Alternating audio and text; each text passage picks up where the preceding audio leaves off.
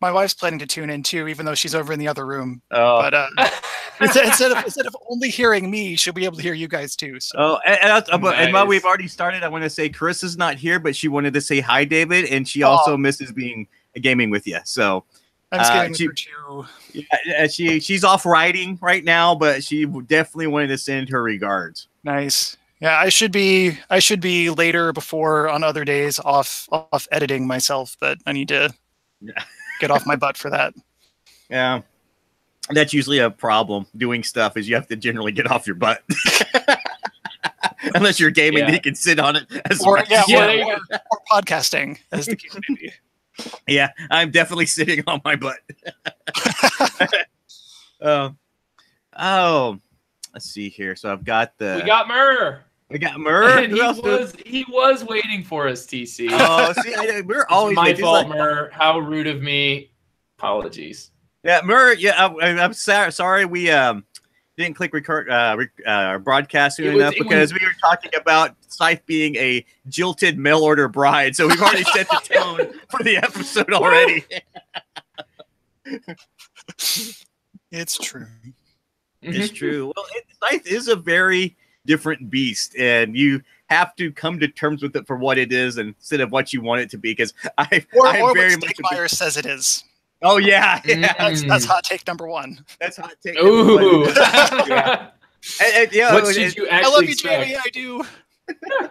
But you can't really fault Stonemaier a lot because he's done such. I mean, I may not like every game that comes out of his company, but I sure as heck respect what he's done with that little company. Oh yeah, he has the best communication with the people who play the games. He's the most open developer I've ever seen in terms of what he puts out, the input he wants, what's going on. Man, it's hard to be like, your game is hot garbage, but I still like you a lot. And then fairly recently, David, my daughter has really taken to Between Two Cities. Oh, nice. Nice. Yeah, go ahead.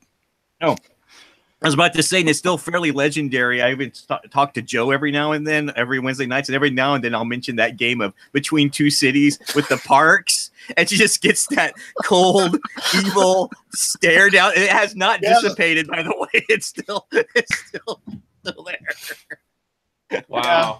Yeah. We had words. We had words. Yeah, they couldn't agree on how to build their city between them, and it was quite spectacular to watch that whole thing fall apart. That's hilarious. I have seen that's one of the ones I use with my high school kids for the game group. Like that's super popular, and I have seen like the worst city, like an intentionally terrible city because it was between two kids, and one of the kids thought it would be hilarious to put every like the combo he worked towards was a house with a factory by it, everyone, and just like have that factory surrounded by houses as much as possible, and then move over and have another factory surrounded by houses. Yeah, it's so funny watching people who are usually really competitive against each other try to cooperate building something together, and it's just when it goes wrong you can see that competitive edge just be like, oh, just come out. It was a beautiful evening, and we played that outside if I remember right, and that session's still legendary because I was like, I don't know, this game was okay, and I don't know if I want to play it, and I sat down and I never regretted it. That was the one thing I never regretted. It's like, the game's okay, but this is awesome right here. Oh, what happened there though? That's the thing. There's so few games in which you are actually rewarded for being the best cooperator, like the person that cooperates best. And I would say that like John Company is a game that starts to get towards it, but like it's really in the end about your own personal gain in John Company. I think like Between Two Cities is just so fantastic for how like it's like whoever helped out both of their people, to the highest level, that's the winner of the game. And the fun part is figuring out too, like when you need to be a little less helpful on the one side and a little more helpful on the other. Yeah, like look one past, like because really what your hate drafting sphere needs to extend one more person over, into the what do you need? Not you, but you. Yeah, you know? you gotta go past you and go to the other person. Yeah. It sits you in between two players, which makes it more difficult to see, but it could still be there. I mean, don't get me wrong. It could still be, and that probably is that next level. But I thought that Between Two Cities was so cool. And it was one of the few really light games to get an expansion that I really think is good. That expansion. Yeah. I still have to play with it. Oh, yeah. Once you put that expansion but I haven't played with it yet.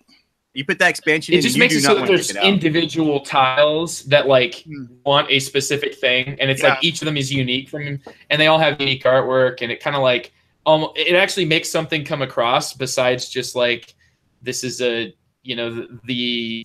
a painting of a bunch of houses, a painting of a city. So it looks cooler. It's here's the cemetery.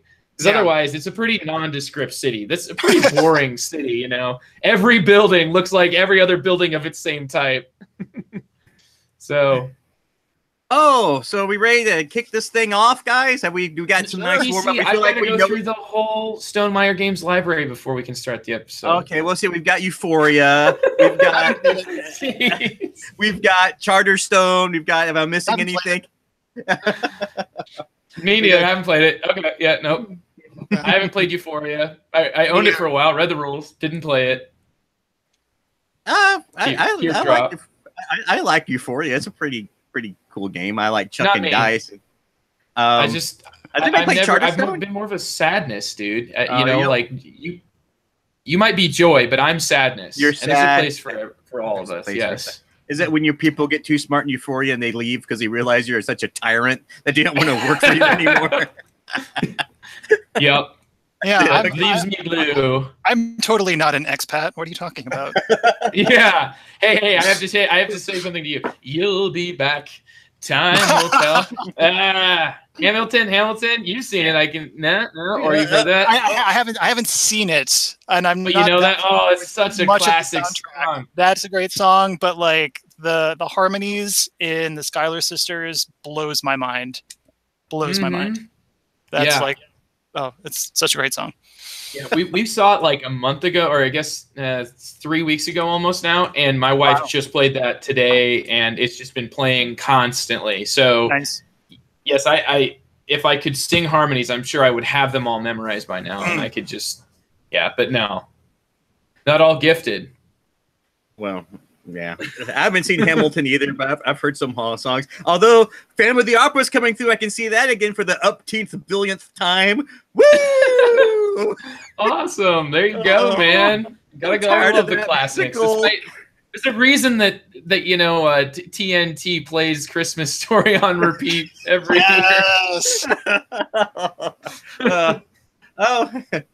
Okay, let's get this sucker going. Here we go. I've got till 9, so let's get this going because there's a lot I want to talk about. It's going to be a great episode. Before we start, thank you, David, for showing up. I know I've threatened this for about a year and a half now, and I promise we will have you back sooner than initially getting you on. Okay, great. Okay, so 5. Oh, hold on. You want me to host this one, Joe? Are you good with that? You're hosting this, TC. Okay, I just want to make sure before we do a dual hosting thing and we start stepping on each other's toes. Oh no! If you make any mistakes, I'm taking over. I'm gonna wrestle it from you, and then I'll just sit here TC.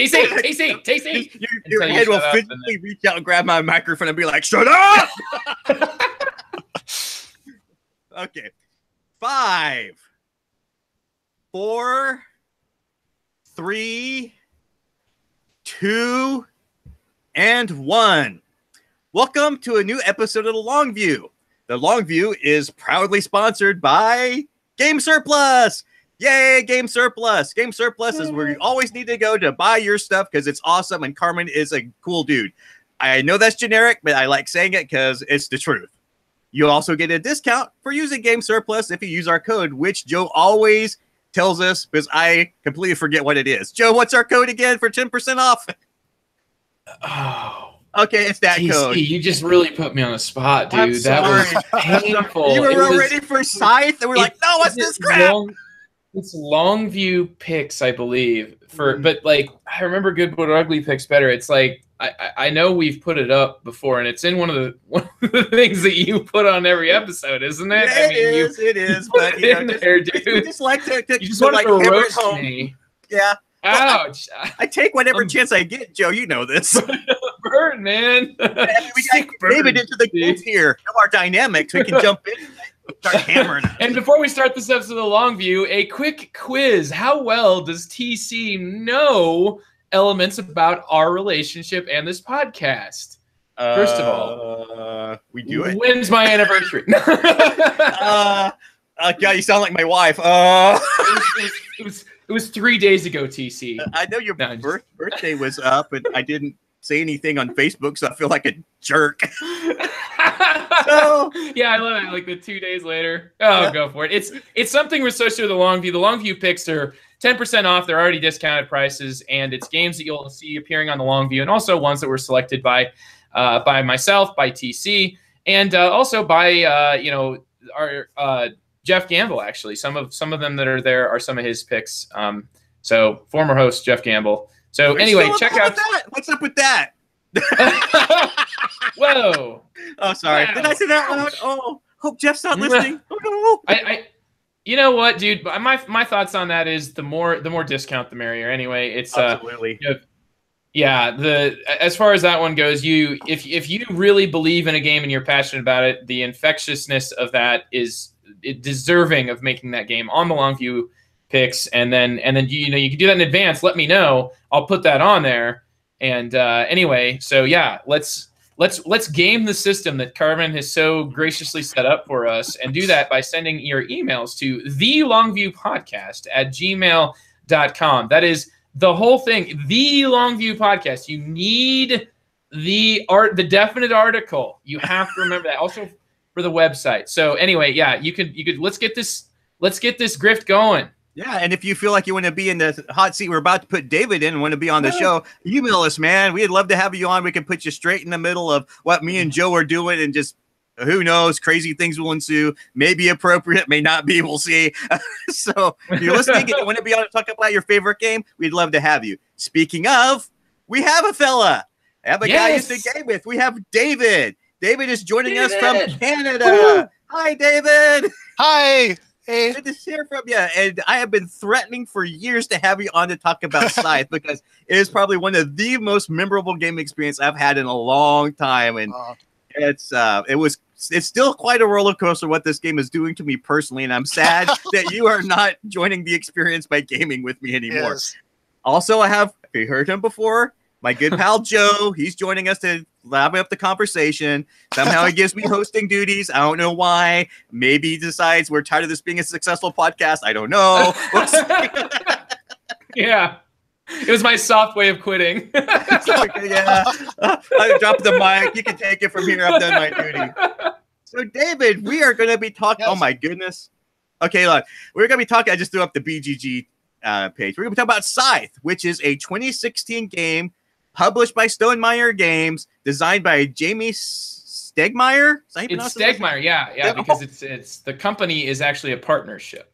Yeah, and the game is currently still holding at number 7 overall on Board Game Geek. So apparently, this game still has quite a bit of legs on it.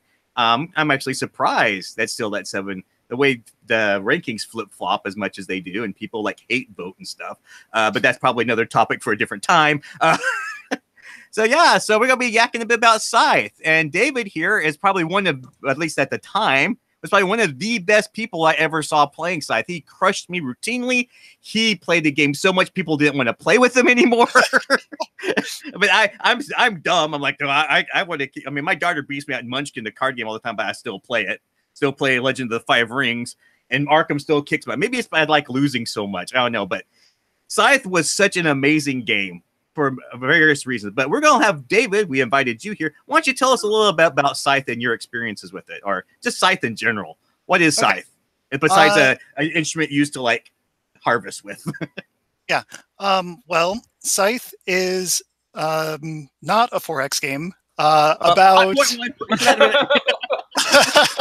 Thank you for your honesty. That was just your first stab at Scythe, and you did it just so well. I give him a 10 already. All right.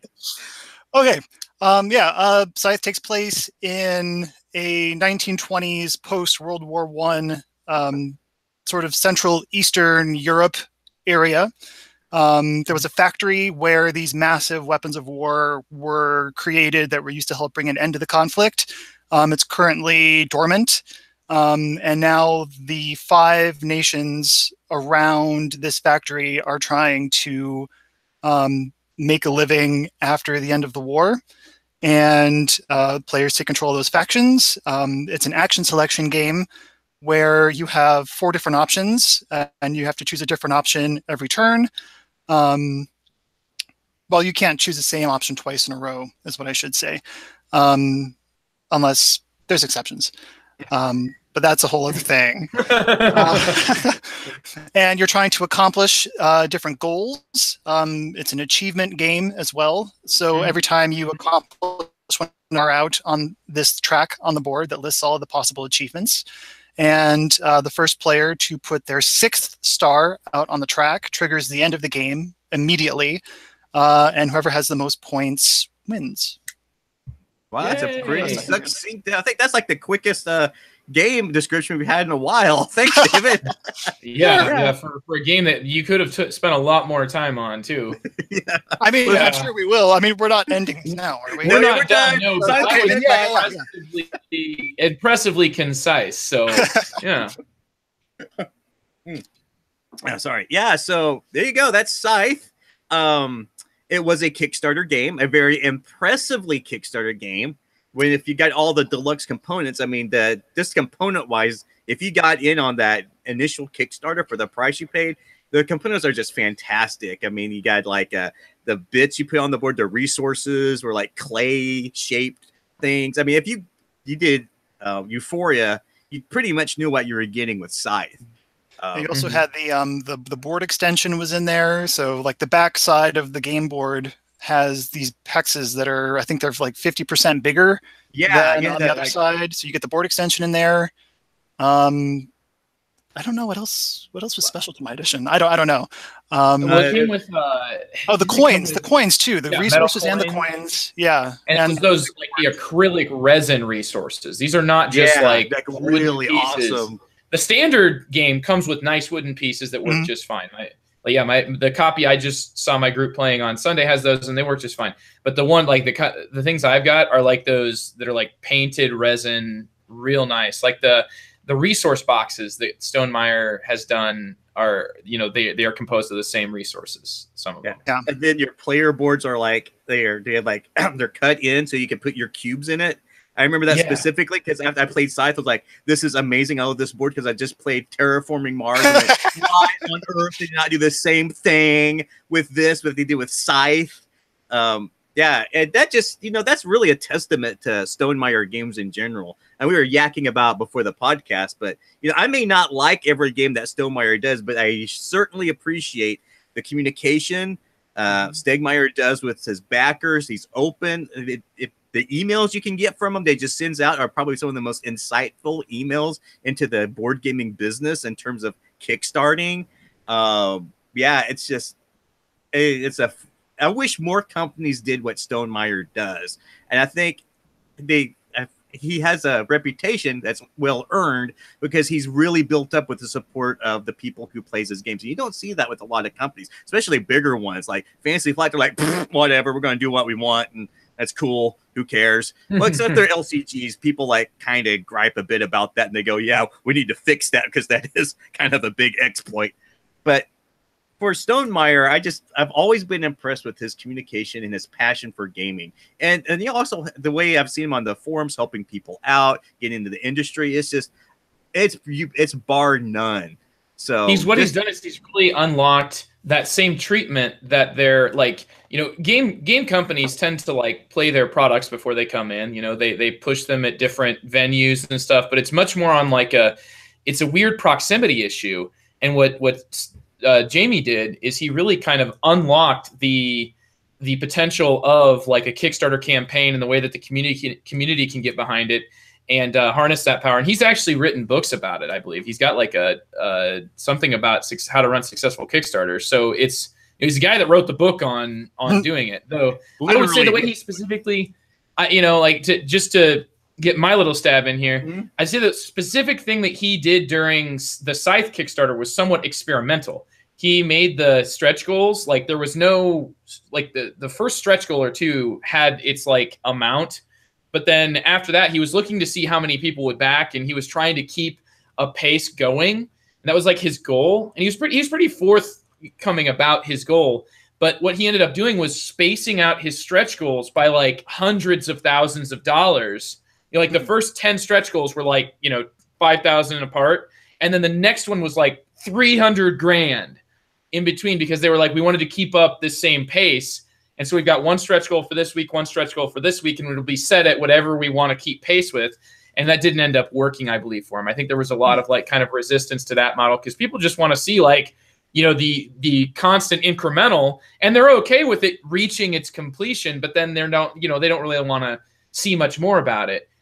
I think he's kind of learned something through the campaign, but that didn't stop it from being like an almost $2 million campaign that somehow still grew in popularity between the time it was first released, the time that the Kickstarter like came in, and now, like the value of that initial shipment of great games, like these really awesome pimped out games, the demand for that kind of shows you just that how large the audience and reach is of Scythe compared to so many games that we cover on this podcast. Well, here's something fun about that. Like I have a Kickstarter collector's edition of the game.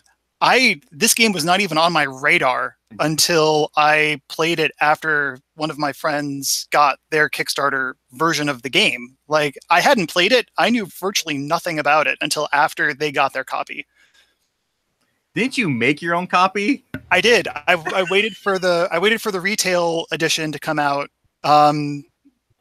after I played it, and in the meantime made my own print and play version because the files were still up, and played with that for a while. So yeah, the first time I played this was David's homebrew copy. I remember that. Wow. Yeah, that's how. But yeah, so David, what do you contribute the Kickstarter success to with this game in particular? Gosh, I mean, well, yeah, I wasn't in on it, but I mean, I can only surmise. The art, the art's amazing. When you see how the gameplay works, like it's simple, but the strategies can still be more intricate. The way the games can go, as far as like the encounters go and what those can do to sort of give the game some more narrative. Like it's not a whole lot, but it's just enough. Like it does just enough of a lot of things that I think it scratches a lot of boxes for a lot of people. Yeah, what was it in particular that made you? I mean, was there a particular mechanic in it or something? Because I mean, like I said, you went out and you made your own copy. Yeah, I mean, yeah. what was it that? What was there? Was there a particular thing that keyed you off, or was it just a culmination of things that it was doing? I think it was a culmination, but as far as at the heart of it for me, I loved that despite all the other mechanisms going on, it was at its heart an engine building racing game. Like it's an engine building race game, and that's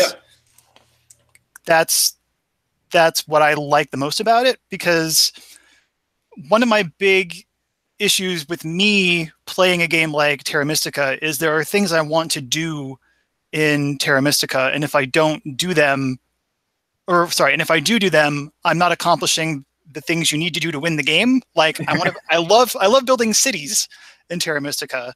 I don't like getting points in Terra Mystica, so it doesn't go very well for me. But in Scythe, I can be like, okay, I'm building this engine. I don't quite know what it's doing, but I can get all these stars out, and then I can feel like I've really done something. And even if I don't win, like I still feel like I've done that thing. And usually if I end the game, I'm pretty close to winning. Like I'm always in the chase generally if I'm the one who won, even, or if I'm the one who ended the game, versus not. Like I don't always win, but I like to be the one to end it. I don't know. You're being a little modest there. No, you know what? The last few games I've played, I've gotten my butt kicked. I wish I was there for that. I know you do. Yeah, no, I've just started gaming with somebody who's like, they were a professional chess player for a little while. So most games don't go the best for me, but it's it's still a lot of fun. It's still a lot of fun for sure. Like he just started playing Scythe. Like I think I introduced him to it actually, and he went out and bought a copy like that weekend, and so he's really dug into it too. And he plays Terra Mystica like crazy. He's got like hundreds and hundreds of games online under his belt. I don't think this replaces it for him by any stretch, but he definitely still really enjoys this game too. So that's been cool. Mm-hmm. Okay, well, my experiences with the game were a little different than yours, and David kind of actually saved the game quite a bit, because when we got this thing, I brought it home, and I'm hyping this game to my wife. Like, it's like post World War I, which is her thing. It's got giant mechs. It's all these things. I think Eric got his Kickstarter where you bring it home, and then we're playing it, and Chris is like, why are these little animals on these figures? Well, there's no backstory to that. It's just what goes on the artwork, right? And it really didn't have like this much of a backstory as she wanted. And then I was pitching it as a 4X war game, which is clearly not. But we're going to hit on that hot topic right now, because yes, let's do it. It is not a 4X game in a traditional sense. Now, it may be interpretation of what he wants a 4X game to be, and then one of the things that really threw me over in this game was that David came to me and said, look, I agree with you. It's not a 4X game. That's a misrepresentation. Here's what it is. And then me and him started exploring it.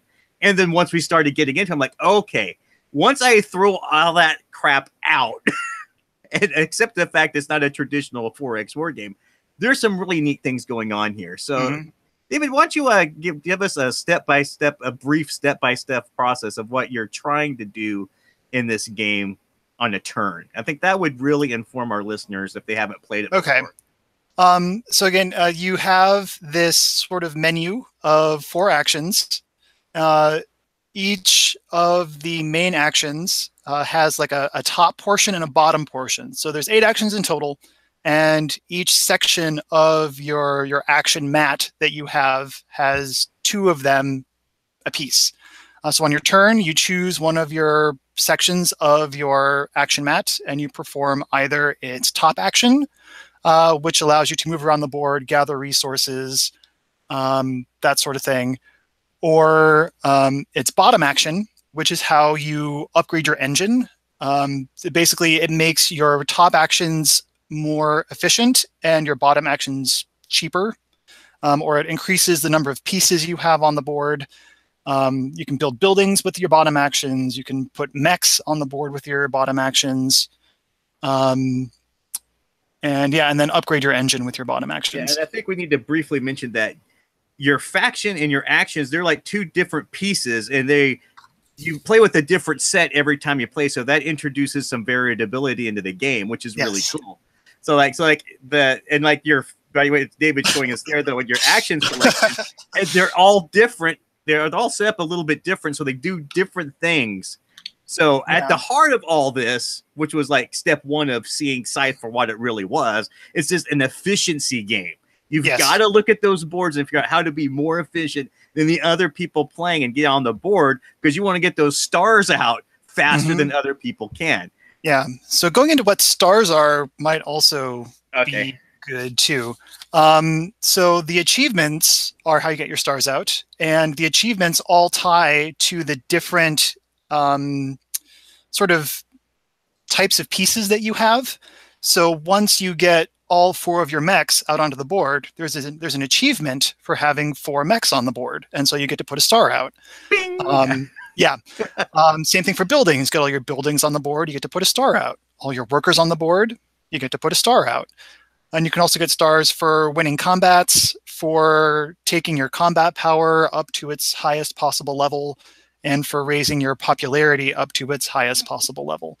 So like if you want to get all your mechs out on the board, well, in order to build mechs, you need to have iron. In order to get iron, you have to take an action to gather resources, and you also have to have your workers on the mountains that give you iron. So those other sorts of those other facets of building mechs you have to put into place and chain together these actions to get the outcome you're trying to achieve.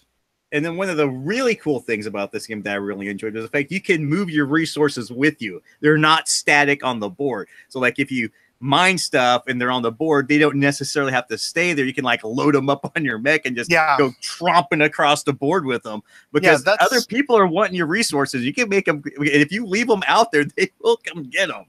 Yeah, that's one of the other revolutionary things I think about this game that I hadn't seen anywhere else before was, it's a resource gathering management game where your resources are out there on the map. They're vulnerable. Big time. Yeah. Here comes David with his mech. Hey! Yeah. So, and just having to physically manage your resources is definitely one of the unique selling points of this for me.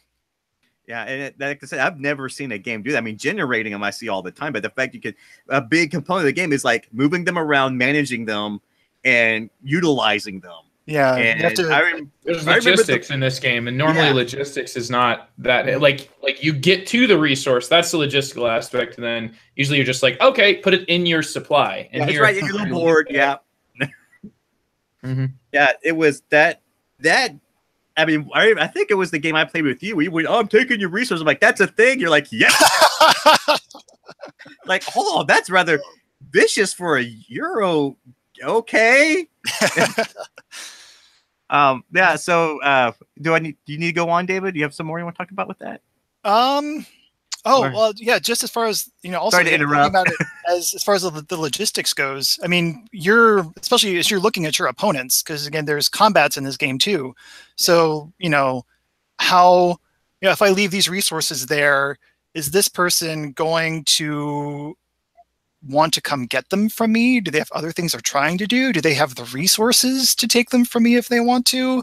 So you're playing that game a lot too. Do I want them to have to use all of their movement to come get to me, or it's a lot of being aware of how vulnerable you are, but then also everybody else is just as vulnerable as you are. So it's a very fun sort of atmosphere at the table. And then keeping an eye on the leaders, because they're actually going around the board doing quests. And I wanted to touch on that because the quests in this are really, really interestingly done, where it's the artwork from, I can't think of the artist. You'll have to help me with this, David. Jacob Brzezowski. Yeah.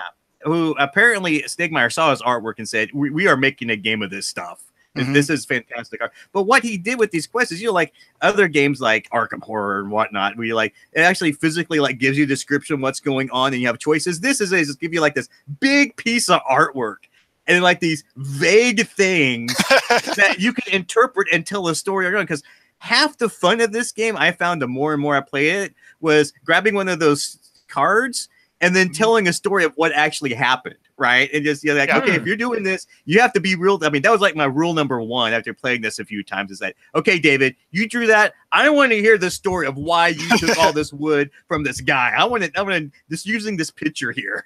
Yeah.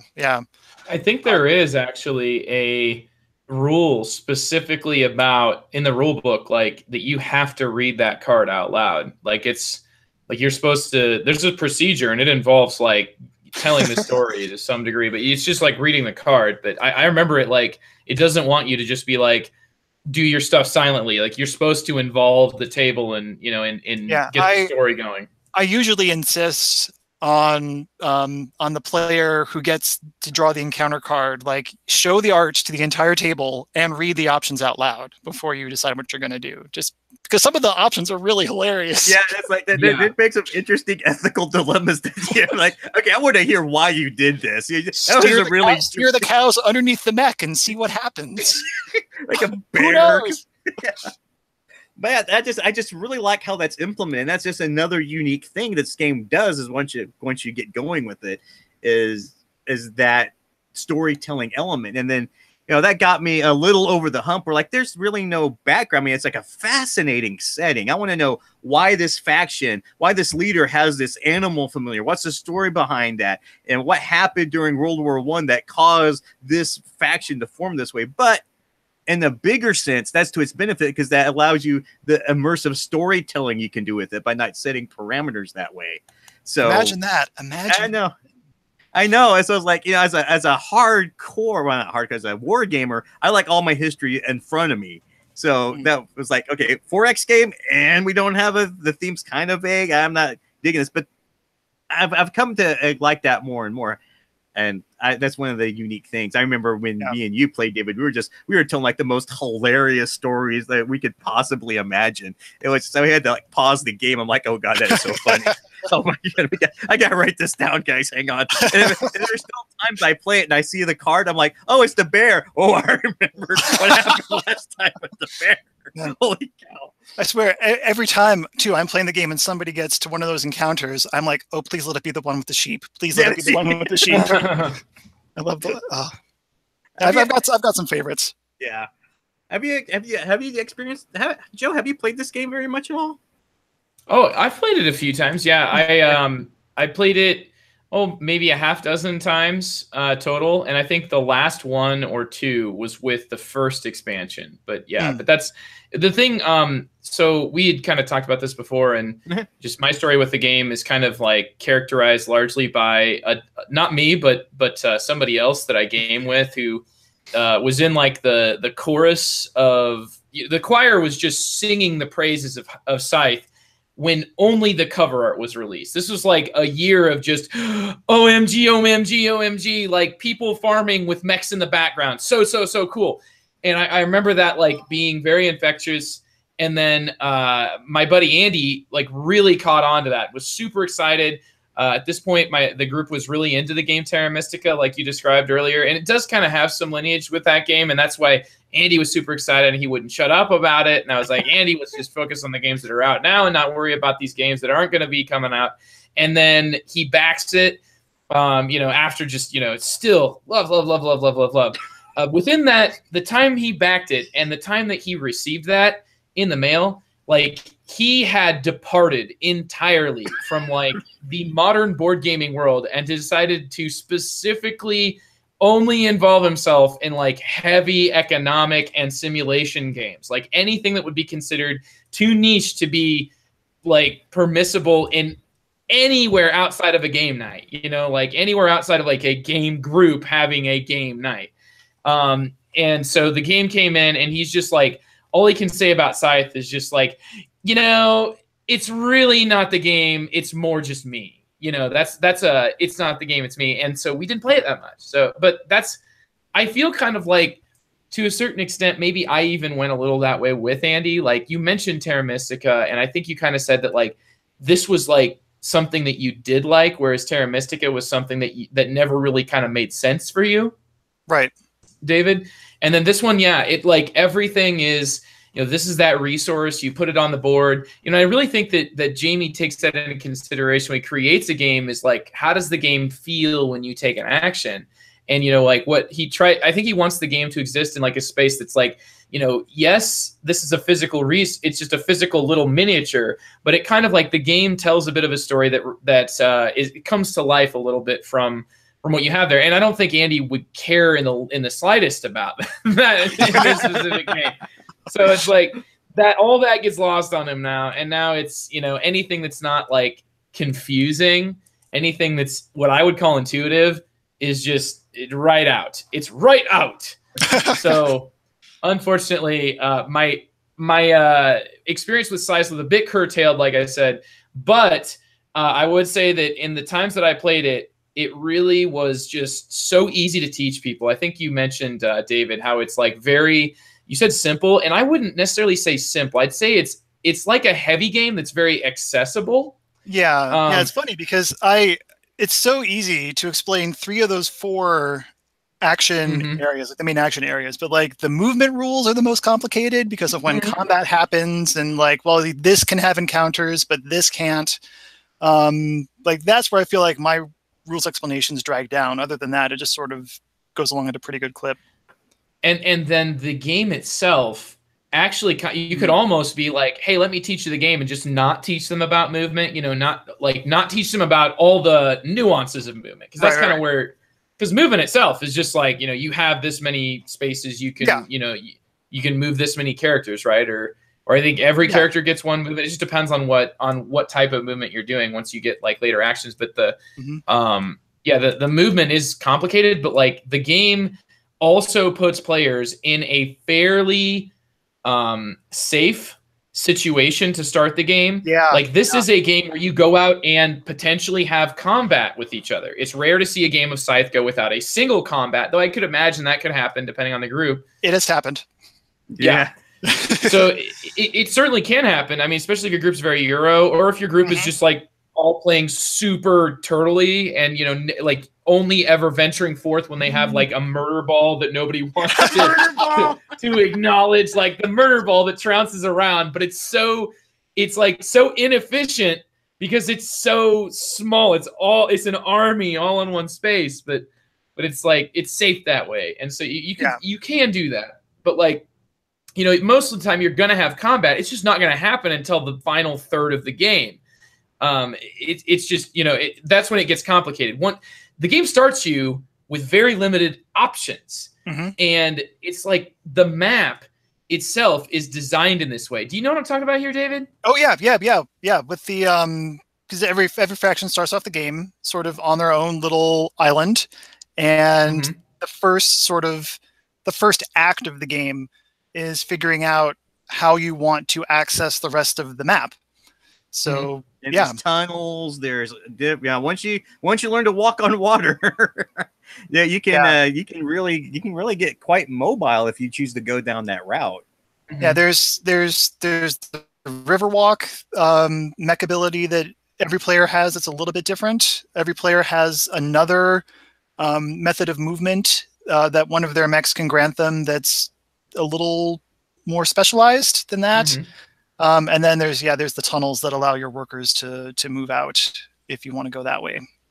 Yeah, so there is the ability for one of the factions, at least in the base game, to like initially be able to actually cross the river, but they can only do it with like their non-combat units, right? Their workers that can swim. Yeah. And so like that gives them some options to start with, but they're all like economic advantages. Nothing is going to be like putting you in conflict with other players right to start the game. And I think to a certain extent that sort of, you know, like some players might criticize it and say, well, it's like you have to play the first half of the game as a tutorial every single time because you don't start really the combat. But it's like, no, this game has kind of like different epochs or eras. You know, it's like you've got your sort of in like where you're industrializing and trying to sort of create an army, generate resources, build buildings across the board.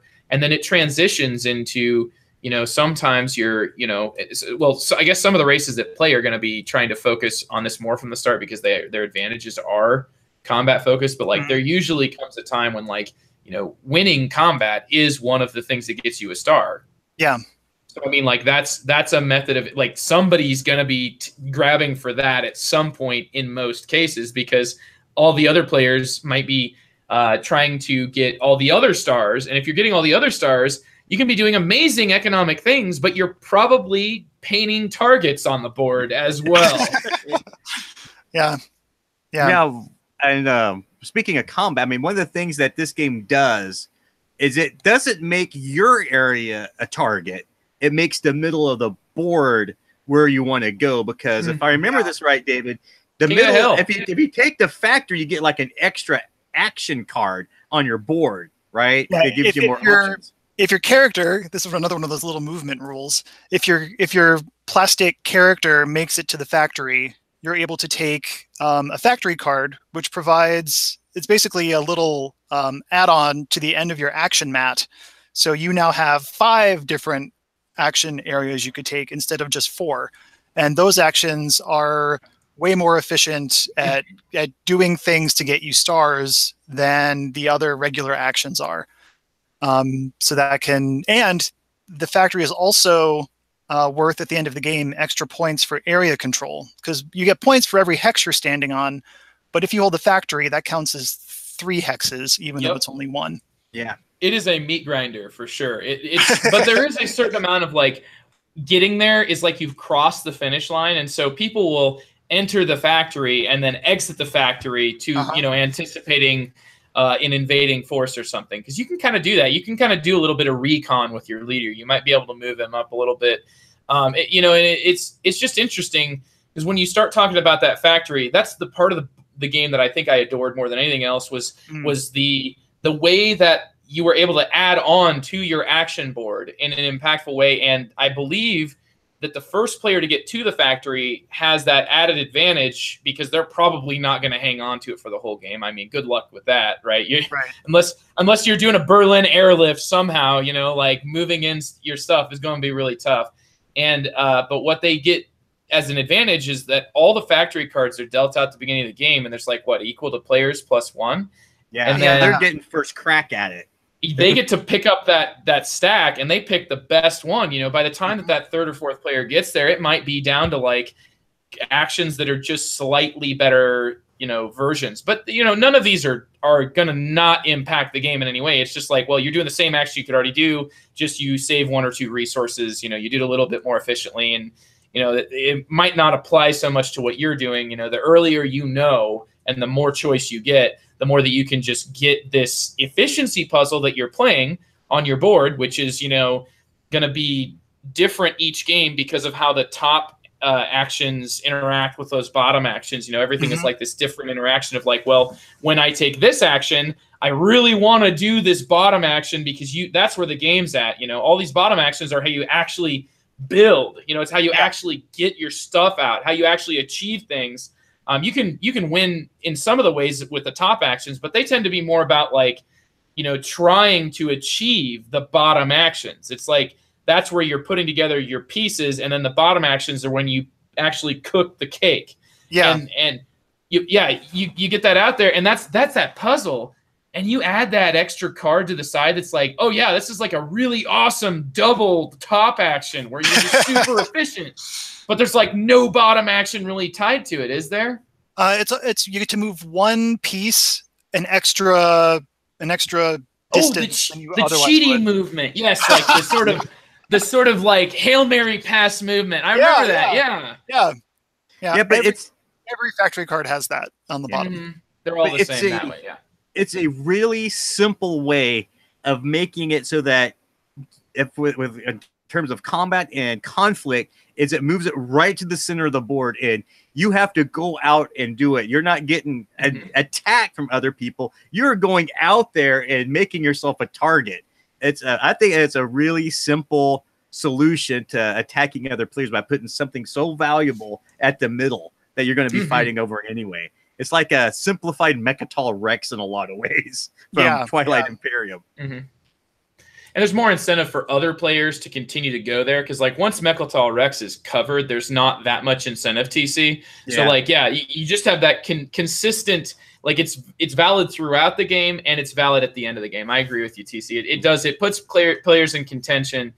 It just puts them at each other's throats. And that's a great thing. And the way that the combat works in this game is almost similar to Rex, right, TC? Yeah, well, let David describe the combat here because I've made peace with it because I finally figured it out. But give us a rundown on the combat here, David. Okay, so the way combat works in Scythe is if you've got either somebody's character miniature or their mechs moves into a hex with another player's character or mechs, there will be a combat. One of the resources in the game is combat power that's tracked on a track on the board. And players will have these dials that go from 0 to 7, and they will get to assign up to 7 of their combat power to this combat, in addition to whatever value they assign, which they will spend whether they win or lose. They'll get to play a number of combat cards, and there's a deck of combat cards in another corner of the board that range in value from 2 to 5. There's a lot more 2s than there are 3s, and there's a lot more 3s than 4s, and more 4s than 5s.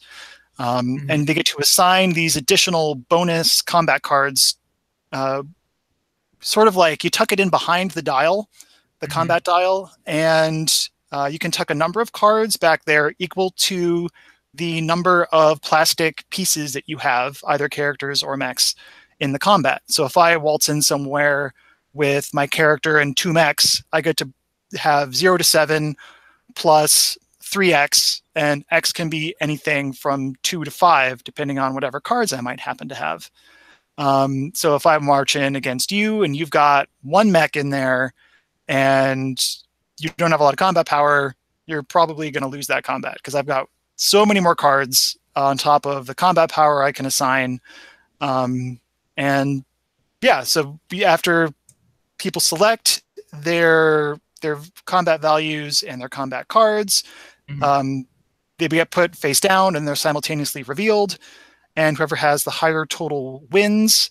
And I can never remember still if attackers or defenders win ties. I think attackers win ties. I think it's attackers. I seem to recall losing and having an equal amount being defending. Yeah, I'm not entirely certain. It's been a while. Let me see here. I took my rule book out just in case. Where is it? Where is it? Well, here we are simulating an actual game of Scythe. Ties go to the attacking player. Yeah, the tie is good to the attacker. I remember them actually saying that on Sunday night. So now I feel dumb because I couldn't remember something I heard 2 nights ago.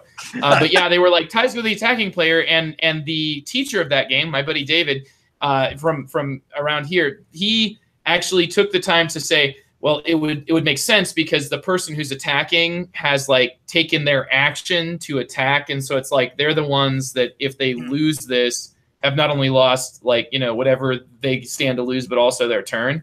So that's one way to think about it. I mean, a lot of times that just depends on like the attitude.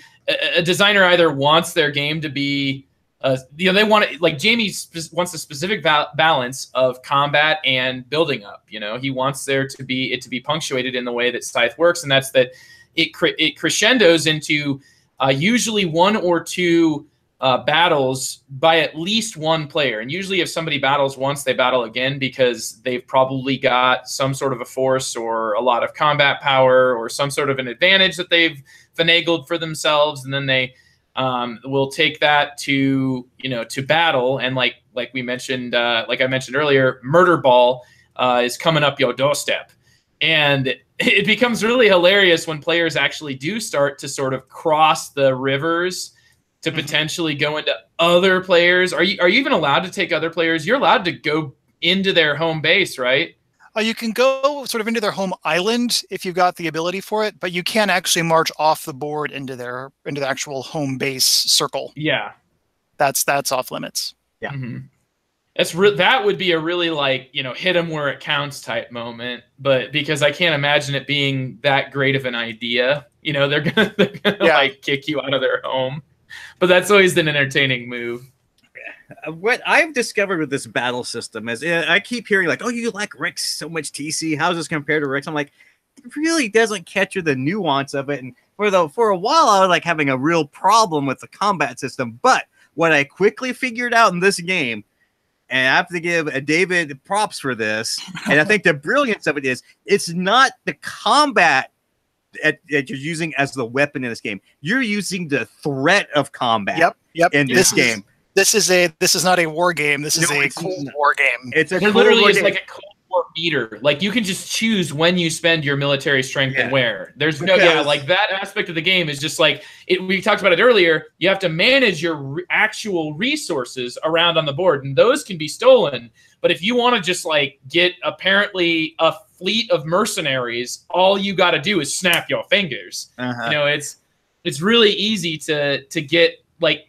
It's weird that the combat power can be on its own like meter like that. What is it? Is that the rocket juice? Is that like Schwarzenegger's appearances in the movie or something? Like what is that meter does is, I mean, once you go in combat is a very powerful choice you make in this game, because once you initiate combat, you are guaranteed to set off a chain reaction because I've been caught in several situations where someone comes in, attacks me, I attack them back, I win, someone else moves in on me because I'm in a weakened state now, blows me out of the water, they get it, then someone else moves in because now that person's in the, and it's just like this domino effect, and it can be devastating, and you've got to choose your battles super carefully in this thing, because I guarantee you, if you're playing with experienced players, they will see this coming and they'll be like, are you sure you want this to happen? Because if it does, all this is going down. And I have been in the pilot seat where I set off something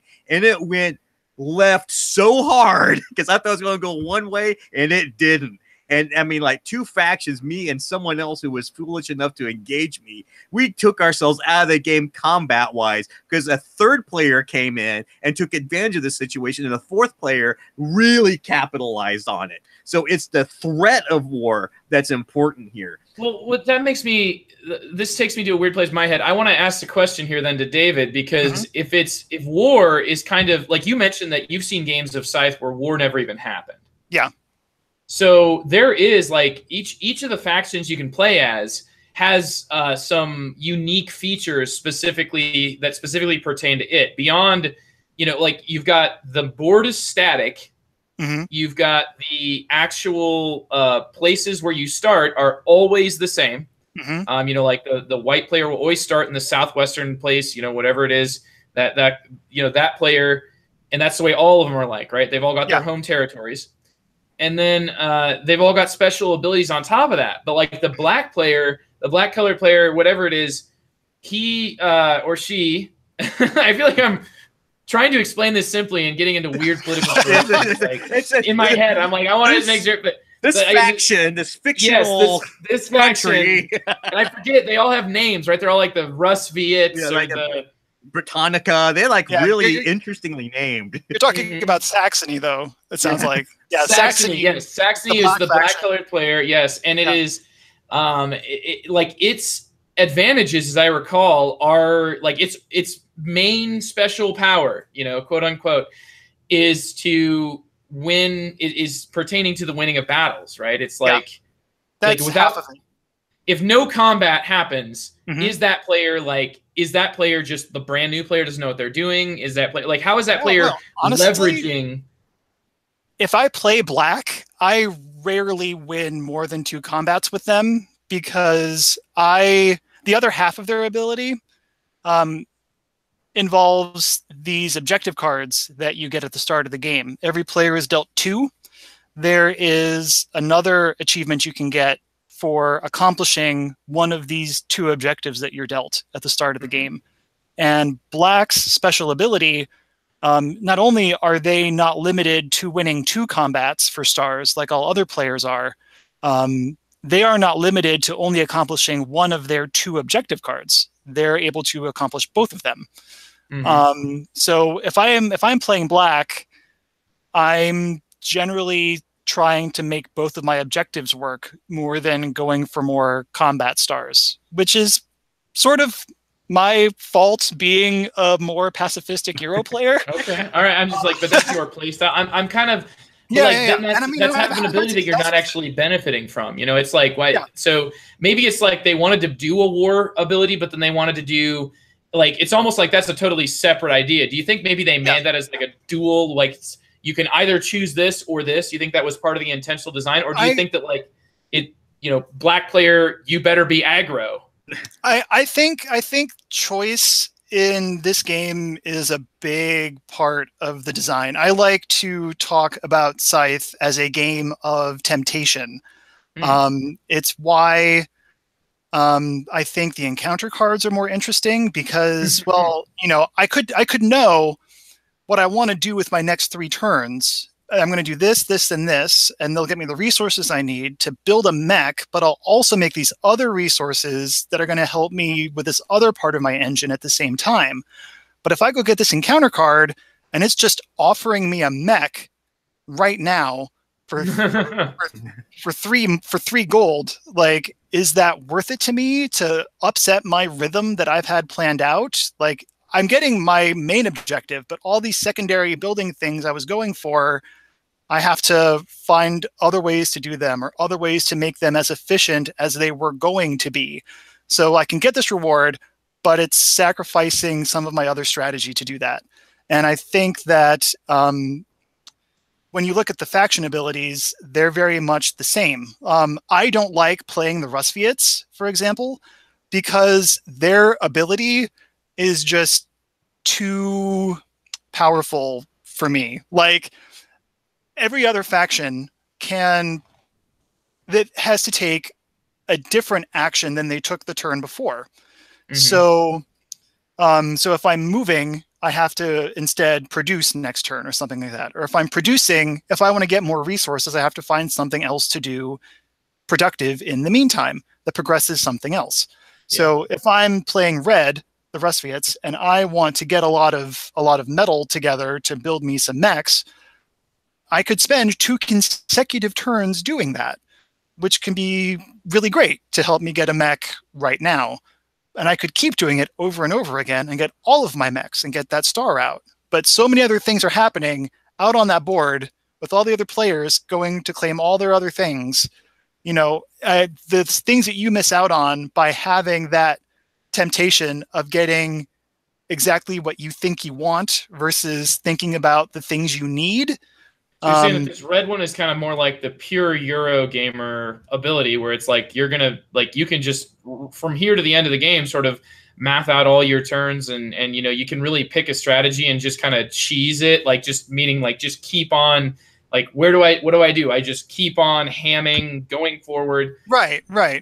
In our games, like it's interesting that you'd mentioned that the Rusviet's power is so strong, because in our preliminary games, like nobody won except the red player, which is the Rusviet player. It's like that ability was seen as so overpowered, and like people remember there was forums online where people were like, okay, let's math this out. How many turns can the red player get to this objective? And how would you respond to that sort of reaction? Because it sounds like you acknowledge that it's a very powerful thing, but you're saying that this actually takes you out of some of the other elements of the game. It does. I get too distracted by it. I want to, if I want to get, you know, a lot of movement in or something, that's fine. But then the intermediate step of, you know, being patient and making some resources in the meantime, like, oh, well, if I would have taken that extra action in between to build some combat power, I would be where I am, but I would have a little more defense. But I don't, because I didn't take that extra time to do that separate action. Whereas if I was playing any other faction in the game, I would have had to have paused to do something else. Yes. Yeah, it does. It kind of takes that pause button. Like you're constantly having to sort of pause and come up with a new game plan. And you kind of like figure like, okay, well, I want to get this action at the bottom of this mat. I want to do this one, but I need to do this first. Right. And then that gives me the resource. So that way now in my next turn, I can get there. Now, I would say I've heard it mentioned before that the so I guess it's not me saying this. I've heard it mentioned that the big, like the game is in those bottom actions. Like it's just all about like if you can get like that's how you actually advance the game. Like if you're not doing a bottom action, because you will not be able to do bottom actions every single turn, most likely, right? Like you're not going to be able to pull one off. Yeah.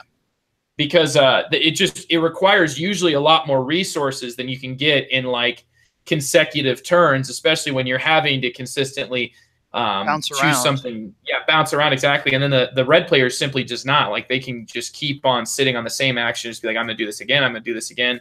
Right. And that like you said, it's almost like a quarterly, it's like you're getting paid for your paycheck in 2 weeks, as opposed to everybody else who has to wait the whole month, you know, to the end of the month. Yeah. So because you can get that project, you don't have to have so many plates spinning at once. You can just focus. And so I don't know, maybe that just lends itself to like certain advantage points, because like you're going to be, you know, you're going to be further ahead. You're going to be much like advanced. It's like you skipped a grade in Scythe compared to other players, but then you're going to be lacking behind so much in some of the other, and that's what you're kind of seeing is like, well, you have absolutely nothing developed economically. And right now you've got all these I won't say scythes, right? But it's all these like mechs that look like a mixture of a tractor and something from War of the Worlds. Yeah, with steam shooting out of the stack. Yeah. So very, very, very, very cool. But like that, do you think though that as the red player, I mean, do you win more? Do you see more red victories in this game than anything else? I think that when other people play red, they win this game fairly often, I guess. I don't think compared to how many times they lose. Right. I wish I kept that good a track of my games. I've played it about 50 times. There's a lot of blending sort of sure. That happens. Well, if you're not coming away with that, then that's you know, that and like clearly because Yeah, my personal experience with red has always been, I take the same action multiple times in a row, too many times, and it causes my downfall. But I mean, red, especially paired together with one of the faction or one of the action mats in particular, it's been recognized as so powerful that in like official, tournaments, or even in casual games, they recommend to not play with red and this particular mat. So it's an errata, I think, in the Invaders from Afar. I think it's got it in here, that it just says like if red is in the game, they should not get this mat. Yeah. So it has been acknowledged. It's been officially acknowledged and just said, okay, well then don't play with this. It's like kind of like a card that's been nerfed. There's a specific combination, and I mean that's when you end up saying something like, like in Terra Mystica, you have all these factions, right? And asymmetrical player powers is just all the rage, right? You want to be able to play. It's got different miniatures. You have a different play style, right? And then you get to take that and mix it with a modifier. It's like your small world where you have like the race and you have the sort of modifier. And in this case, you've got like mechanical is the name of one of the boards. Like each board has like some sort of a name that's like industrial or mechanical or right. Yeah. Patriotic, engineering, and a couple others. Mm-hmm.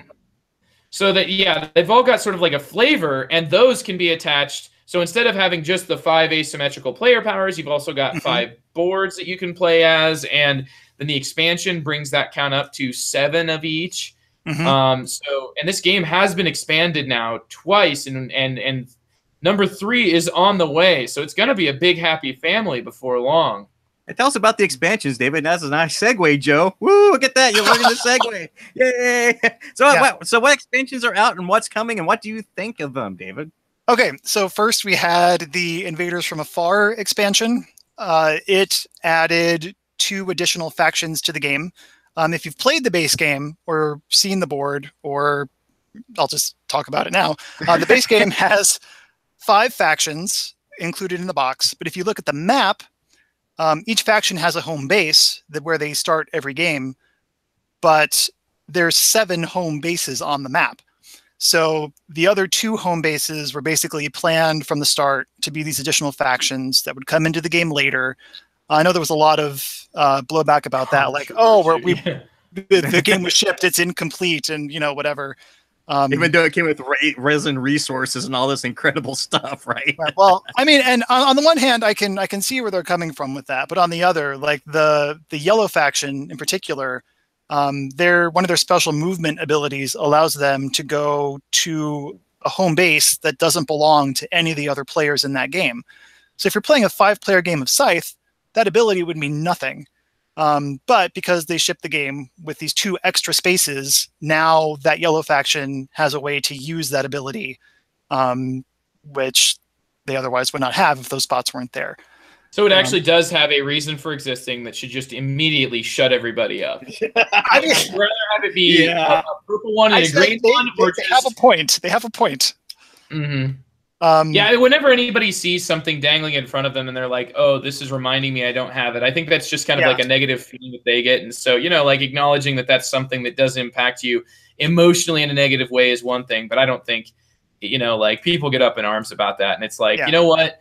They're like 5 factions trying to balance what's already there is a ridiculously huge amount of work. And you can already see that like they're, one combination has been acknowledged so far. And the fact that 19 or whatever, or 24 out of the 25 combinations are all still,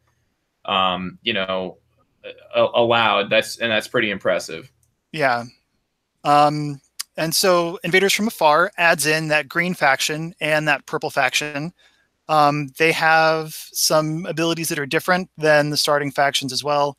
So they expand the player count as high as 7. You can include those factions in any other game. So now, but you shouldn't. Doesn't Jamie say that? Doesn't he say like, I know you will play this with 7, but I'm not making it that way? I don't know. I mean, I've done it. It was fine.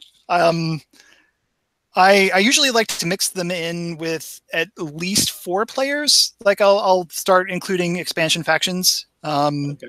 But yeah, I've played a 7-player game. I'd like to play a 7-player game again. I thought it was fine. Oh, okay, well, here's the thing. Here's where I thought there was an issue with my game, and this was, I think this might be just a combination thing, or I don't know. You can interpret it how you will.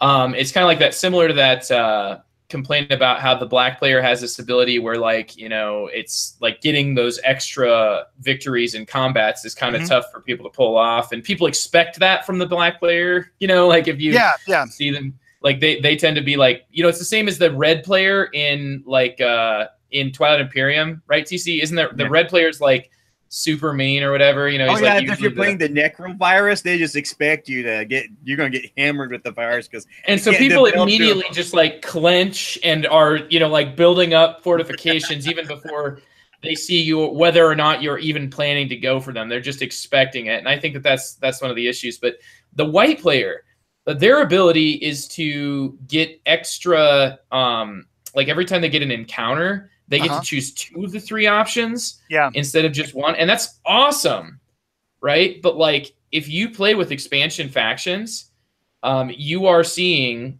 less less encounters, because those do not go up based on players. You have access to less options. Yeah. And it's funny you should mention that, because just like I talked about the yellow faction, for example, if you're playing a 7-player game, where is the yellow faction's ability going to be able to take them? Because they don't have any unoccupied home bases. They're all taken. So what they did was they have alternate, there's an alternate mech ability for yellow. So they can jump to any farm, I think. And what's the one for? Is this something that came out after the release of Invaders or during? Oh, no, it's included in Invaders. It came with these little guys.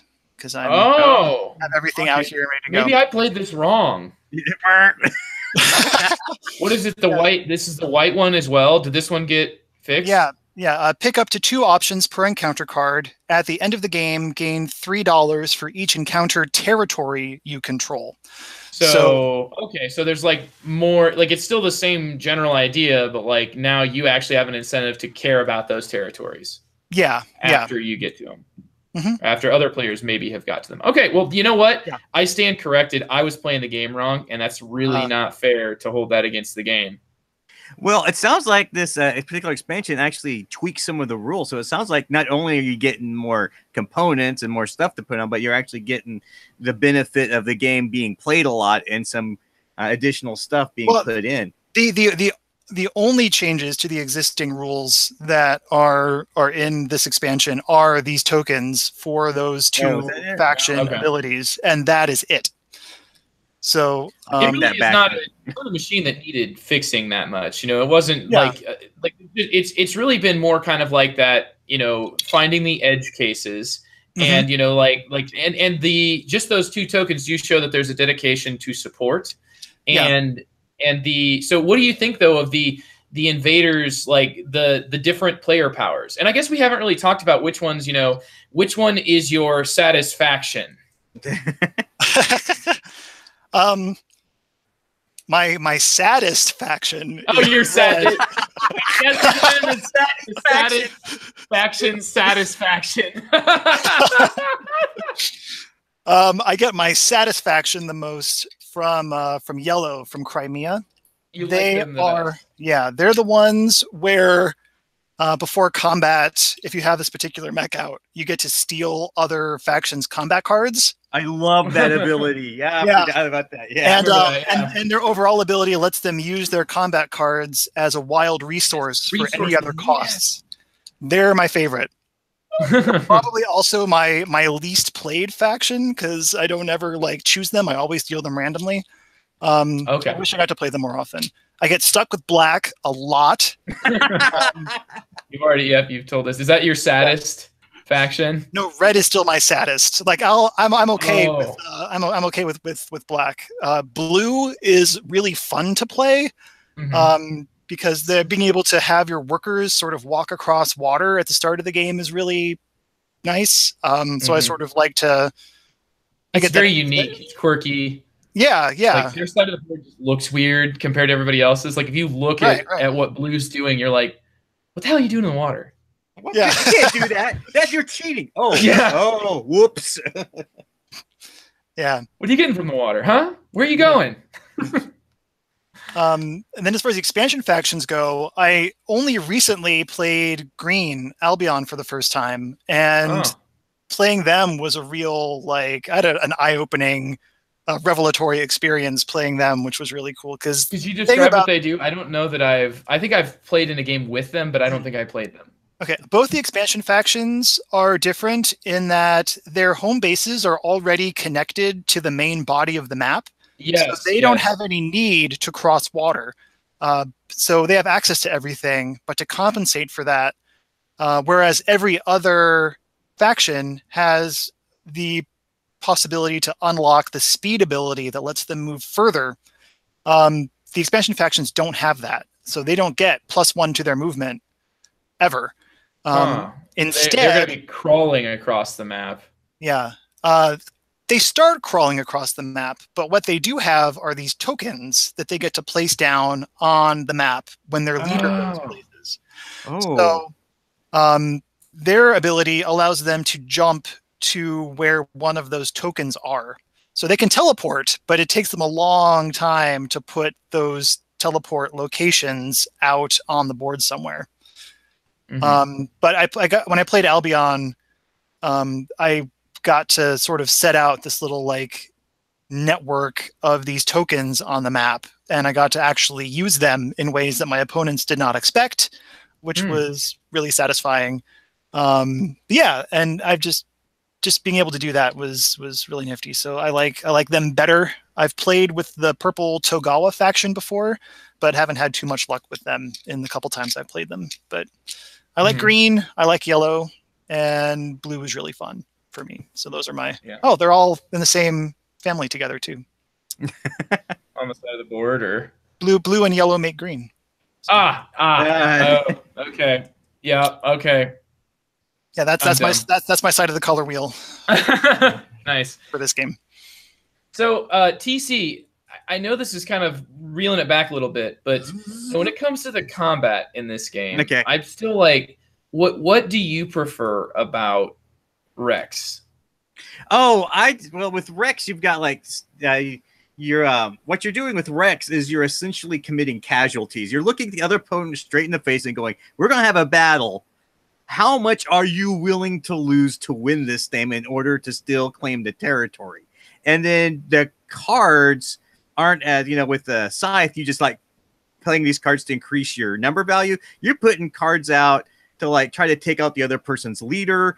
I mean, it's all on the. You don't have like a leader miniature. It's like all when you have a battle, you can put a leader out. You get your choice. You put number down. You put cards out to try to defend, or you can just blow it all up. There's a lot. It's essentially it's a game of chicken where you're trying to like how much are you willing to lose in order to claim the territory, and then also turn orders are important at that because if it's more advantageous to like be last to do in a combat because you go first in your turn order and you do combat, then people can react to it. So there's a lot more tactical decisions in it. But what gets me about Scythe is, like I said before, it's the threat of combat. With Rex, the combat's just a given in that thing, right? You know you're going to just be beating the crap out of each other the whole time. In Scythe, it is a major tactical decision because you can easily, and Rex a little bit too, but you can easily get completely taken out of the game in unexpected ways if other people can capitalize on it. So the what's interesting about Scythe for me is that it's not the way the combat works, it's the threat of it happening. Okay. And that was me getting over the hump because like in Rex and other war games, like I can do a battle here, then I can regroup, do this, do that here, do this, and those other things. And Scythe is like, you've got mechs, they're big, they're lumbering, they can do a lot of damage, but they're like a one-shot pony, man. You better be ready to use them and use them effectively because they don't move very fast and they're going to get blown to heck quite easily. So yeah, thanks for clearing that up for me. Yeah, I think too with the Scythe, for at least the first several games that somebody plays, and I still play this way quite often, is I will you can look and tell, like if I go to this spot, I'm going to be able to play this many cards, my opponent will be able to play this many cards, I have this much combat power, I could expend it all and guarantee myself this victory. I will guarantee myself a star. It is mathematically impossible for my opponent to win this combat.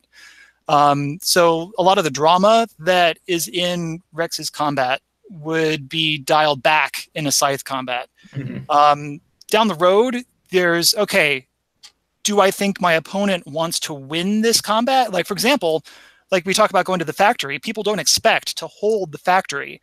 And it's like, so do you back out, or do you wait for somebody to come and expend their combat kicking you out? And well, if somebody is going to come kick you out, are they expecting you to defend the factory, or are they expecting you to have this be an acceptable loss, and they're going to way overpay for it? So that's where like the subtlety of the combat numbers come in, but it's some pretty like it's not lower tier combat. Yeah, and figuring out like can I go without blowing my whole cache of weapons? Like can I hold back something, or do I need to do this? And another subtlety in this game that I like is that unlike Rex, where if you go all in and you lose, you can literally take yourself out of the game by you blow yourself off the map. In Scythe, if you lose, your mechs actually teleport all the way back home. Now, it's going to take a lot of effort to get those mechs back into a strategic tactical position you want them to be in, but they're not blown off like in most war games. You lose your troops, they're just sayonara. They're gone. This one, and that was another thing that got me. It's like, dude, my mechs blew up. They just like teleported back. But that's an intentional design choice on Stegmeier's part, because let's be honest, Scythe, it wasn't marketed to war gamers. I mean, so going into battle, it's like I lost, I blew everything, I am out, but I'm not out of the game because I'm not going to have to rebuild, get all those resources back to build my stupid mechs to get them back on the board. They're already back on the board. You just got to figure out how to deploy them where you want to. Yeah. Now, it is not great because you've got to march them all the way across the board again, but it's going to take you a few rounds to do that. And in a game that is such a, it's all about maximizing your turn. It's an efficiency game.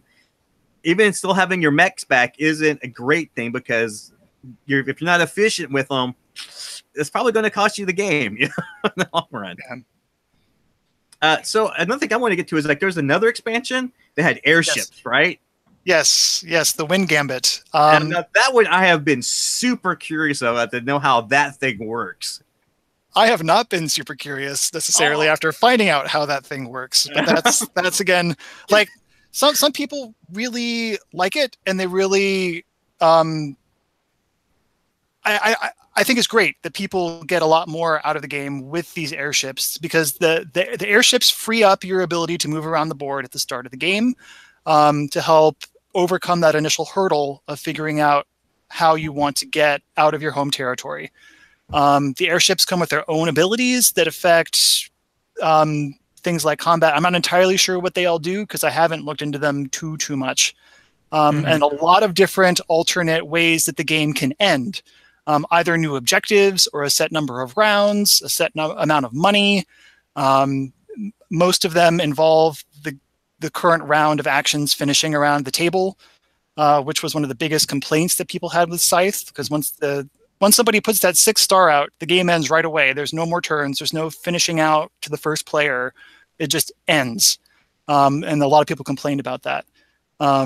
So that takes care of that issue for them. It's not a weakness I particularly felt existed in the game, so I never felt the need to patch it. So I never got Wind Gambit. Well, is there a balance for who's the first player, or isn't it like how many coins you start with or something? Basically, yeah. The first player starts with the fewest amount of coins. So it's already been balanced essentially, but people still want to be able to end their turns.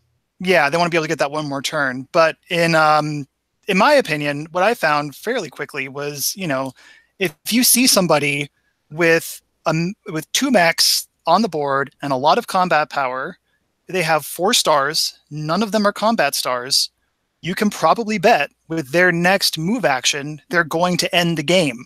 Yeah. So that's another big part of learning the game. I always tell people the game will end sooner than you think it will, because somebody's got something up their sleeve to make some master move, on their last turn. And so you've got to try to keep an eye out for the situations of other players Even if they're being a turtling faction, even if you're not going to fight with them, you need to know how much time you have. So managing that better, I like that being an onus on the players and not the game's responsibility to offer them that equity. Well, how often is the player that ends the game the player that wins the game in your experiences? Probably say more than half the time. More than half the time. I was about to say there's a game I played with you that I thought I had it, and no, you had tricks up your sleeve. Yeah, and I mean it's happened to me too. Like I said, I get a particular amount of joy in Scythe from being the one to end the game, because even if I don't win the game, I'm probably finishing second, at worst third, because you have the extra turns, and only the players before you. You have that one extra multiplier, right? Only the extra stars, right? Because the stars are worth multiple. Yeah, they're worth because I'll be the only player with 6 stars. Yeah. That's a good point. Yeah, but your popularity also determines how much all that multiplies. Oh, there's one cute rule in this game. Whenever you attack a group, and maybe cute, maybe it's war. I'm saying war crimes are cute. Wow, what's wrong with me? If you attack and you displace, because it's still not dying, it's if you displace workers, you lose popularity. You do, because they go home and they tell everybody about the crap you pulled on them. the jerky bar. Yeah. Oh yeah, there's been several times where I've ended the game with my popularity. I was not very popular because I was a big jerk on the board, man. Well, you always got to keep popular opinion in mind. You got to have the people behind you.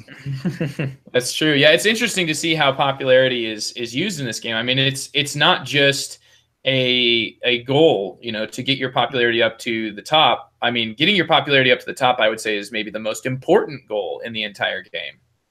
It's the multiplier of your multipliers. Yes. And it's also interesting because on those encounter cards, the first option on all of them gives you stuff. The second option lets you pay money for some stuff. But the third option always involves paying popularity to get even better stuff. Yeah, on those cards. Yeah. It's like, So I mean, it is a resource, and it will fluctuate, but you definitely have to try to keep those multiplier thresholds in your mind. Well, there's 3 different tiers, right? There's 3 tiers to because if you have it goes up to 18, I believe, popularity, and if you're in the top 6 will be the lowest bonus, and then the next 7 through 12 will be the middle, and then usually the winner, in my experience, is down there in the down to the 18, right? And usually that person is one of their stars, and a lot of times one of their last stars was to get that popularity all the way down. Yeah. And I do think it's kind of funny though, because it's like, you're mentioning how this popularity is so important, and how that's always the option on the card is like, how much do you really want it? Yeah. And so many times that's the juiciest option, but it's really good. But here's the thing though, is you got to think not just how good is this, because it looks great, but really how efficiently can my setup produce what this is offering, right? Like if it's offering you something for a mech, and you're the red faction that can just mech, or if you've just got basically the differences between these player boards, not the player colors and powers, you'll be the Rustviets on this player board, but the player board has, different costs for all of these different abilities. And so you'll have a cheap ability. And if that popularity thing is paying popularity for something that you can easily come up with, then no, you shouldn't, depending on your situation, depends on if you need it or not. So I think it's kind of interesting because what's easy for you to produce will largely determine what you actually build, which is what gives you your options. And then that sort of melds together with your player powers that you already inherently have by being, the red player in this area of the map that can, that can produce this more efficiently. So cool interactions there. Yeah, it goes back to what David was saying. It's all about temptation. I mean, you can get derailed so quickly in this game by going, ooh, I can go over here and do this. Ooh, I can go over this. And if you're not focused on being efficient, you'll just... I've literally played this game and went, all right, I'm doing great. I look up and like someone's put their 5th star out. I'm like, oh my God, I've only got 2. What happened? It's because I got distracted with the cards. I was reacting to people when they shouldn't have. And you were taking every exit based on every billboard on the road. Yeah. And and like they said, taking some exits is good.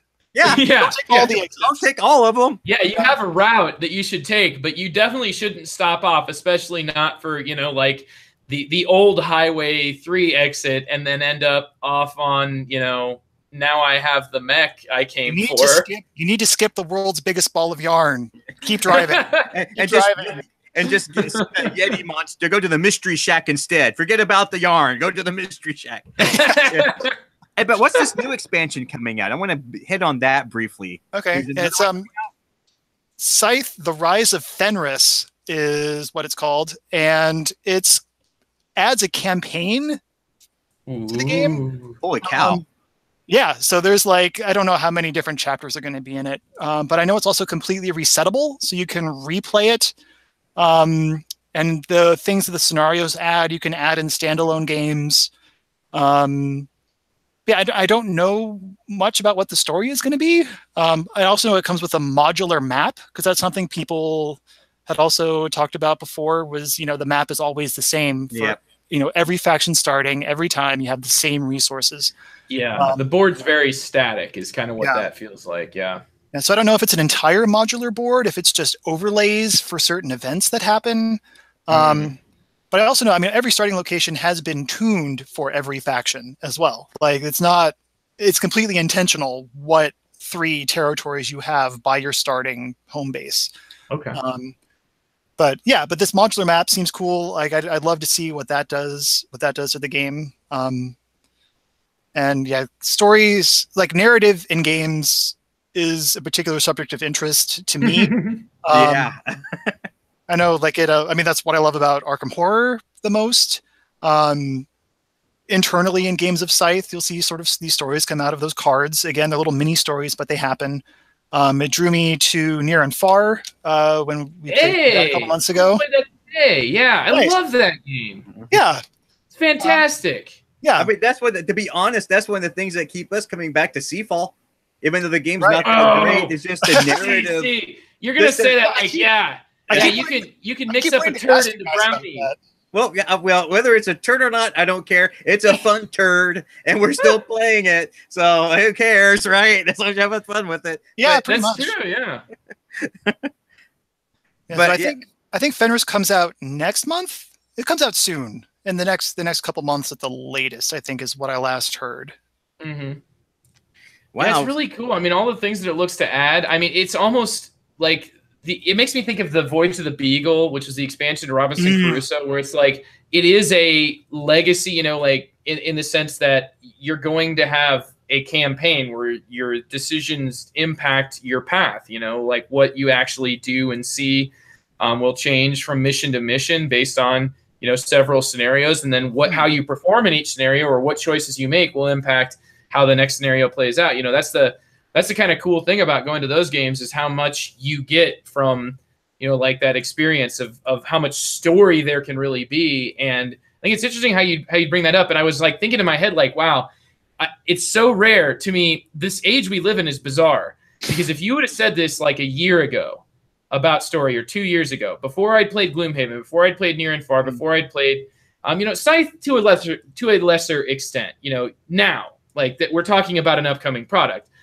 But I would have just, started to get the cold sweats right now. I would be very quiet, lethargic, and I would be ready for everybody to move on from this topic, because I don't want to open my mouth and tell everybody how much I think that games can be derailed by story to the point where I can't invest in them. And I think that's also something that's interesting about what Jamie Stegmaier does. I feel Charterstone really came out of seeing what these other games have done as far as Pandemic Legacy and whatever else. And, I'm pretty sure, I can only imagine that he took all these other observations and saw what was successful and said, well, yeah, but if I want to make this more of a Euro, what do I think this genre is missing? What's another direction I think this genre could go in? And I think that's probably where Charterstone came from. And while I think that his listening to the other people around him is what I like. That's the sense I get of where Wingambit came from, but more from the direct complaints of players about what they thought were missing. So it feels like to me that Wingambit's more of a pandering is a cruel word to use for that, and that's not what I intend. How I intend that to come off. But he's giving the detractors what they feel is missing versus something like, I've got more faith in Fenris that he's seen where other games have gone with this, and he wants to take this and make it his own version of it instead of the version that other people wish it was. Really? So you think that really the Fenris expansion is the one that his heart is behind, just by your, taking in any information from him, whatever you're able to take in. But you think that the Wind Gambit was more like here's all the things that you guys wanted type expansion. Yeah, that's the sense that I get out of it. And I mean, so you're excited for Fenris. Like he's got to, it's his job to try to make more money, to try to make more players happy. So I think Wind Gambit is born out of that. But yeah, I think Fenris is him taking some more, of his own vision to Scythe. Very cool. Yeah, that conceptually I hadn't even figured it like that, but like all the changes like that people have told me about the Wind Gamut lead me to believe that I would have been that player that'd be sitting there like, well, there's this thing I don't really like about it, and then Jamie's like, okay, fine, shut up. Here it is. Well, and then now that it's there, I look at the whole package and I'm like, you know what? After all, it didn't even need this. But I'm not saying that. Here's the thing. I do acknowledge that just the other things besides what the airship adds, the other elements of the game, like the end of the game not ending the same every time. Yeah. That sounds cool to me. And the fact that like it can end most of the time, I think if I am not mistaken, from my thumbing through those quickly, it seemed like the end of the game would probably come even faster with many of them. Maybe not all of them, but like, the length of the game can be variable, but it can also, especially if a player is kind of happens to be focusing in that direction, it can be ended maybe even quicker than the already like what it's over feeling that a lot of players get when they're right. When they get robbed of that epic turn that they were going to finally win the game with. But the thing is, like, I'm interested in the airship having a variable ability. Like the fact that it's not the same in every game. It's like you get this mega airship, but it has and all players get to benefit from that. And you can even play with those as being things that are dealt out. And then the ending things, like, to me, it does sound like something that makes it so that every interaction you have with that game, every like game, starts and ends, as you said, starts with the airship and then ends with the end game in a different place. And those are the times when you really like want to.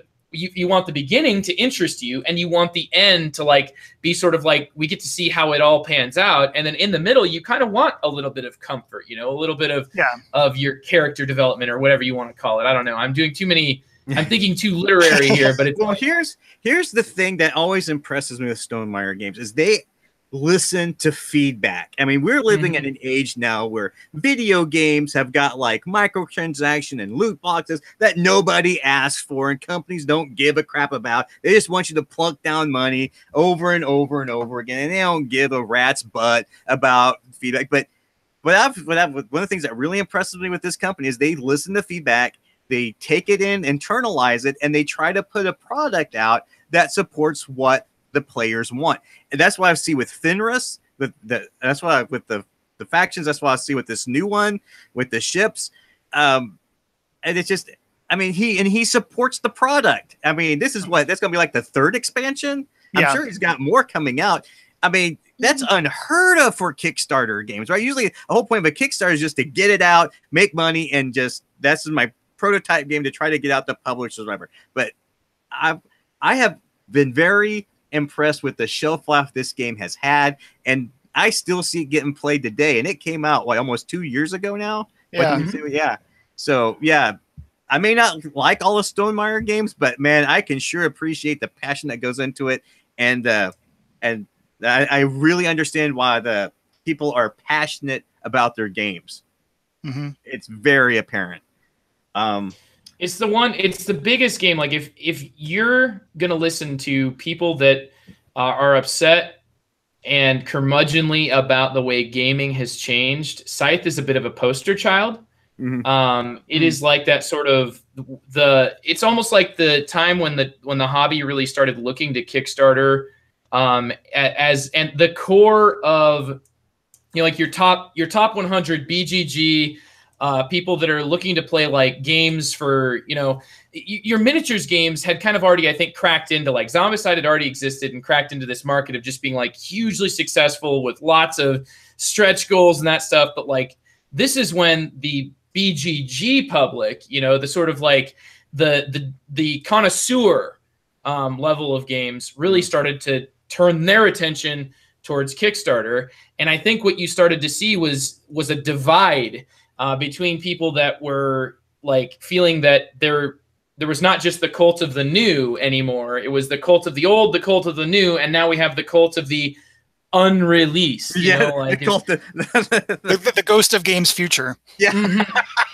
it was like that poster child. And for me, like to a much more personal level, because I even saw like the same person that was, joining the cult of the unreleased then had, was sort of like disgusted by that behavior not even a year in the future, right? They were, like judging people who liked Scythe for it being this hype train and games being more about the hype you can generate around them. And that's interesting because like the way that you generate hype for an entertainment product, a product that nobody needs, is as integral to a success as anything else. And whatever Stonemaier did, you can go ahead and look at it and say like, oh, whatever, that's that it did not deliver on all this hype, that it was people that were just constantly having new information teased and just being sort of like led around, following a trail of breadcrumbs until you finally get to it and it's the witch's house. And you're in the oven. but you're in the oven, so you don't care, right? You've already drunk the Kool-Aid or whatever it is. The thing is though, that's an attitude out there. And I mean, I hear it. I kind of understand the thing about Scythe is that it is appealing to like everybody. I feel like that's almost what it has. Like my criticisms or my feeling about it is that's just like, it's so appealing. It's like such a nice guy that there's just something, it's like you need to, it doesn't have the edges, like the edges of games that make them like, that make them sort of like really quirky and weird. Feel like they're even those parts of his games, even though you lose a popularity when you attack a worker type rule, is executed in a way that somehow feels like, for some reason, even though I know the guy behind it, and I've seen him in person, it feels like it was developed by like some like a committee of people who are experts and that have your Facebook data. Oh, that's good. Yeah, I mean, I feel the paranoia, but it's such. I own the game still. I like it. It's such a cool concept, and it's one of the most beautiful games. Like I can't even, like I've never even considered getting rid of it because it's like no, that game is like as much of as beautiful for melding together its its concept with its art and with its gameplay. To me, you can see that it was like Jamie sort of designing. Like from what I understand, he was inspired by this artwork, and that's where the game came from. Is like that kernel of inspiration from this pre-existing universe that had been being developed. Yeah, and I think it's interesting too because that's another complaint that I've read about Scythe is that it's so middle of the road about all of its things that it just doesn't have that one thing to appeal to that one. The je ne sais quoi. Yeah. You now need to know that one type of gamer is looking for. You now need to know that because you're moving to Canada. I'm helping you. I'm helping you, David. Thank you. Yeah, but that kind of misses the point because what the game does is, like I was so shoehorned into like reading the back of the box and saying it's not this game, but what it does is so unique in a lot of ways, and it's just. I almost can say Scythe can almost stand alone just because of, disregard the component quality, just the way the game works. I mean, you can tell this thing was play tested. you can tell that, you know, things were made. I mean, like the water rule is weird, but it works for a reason.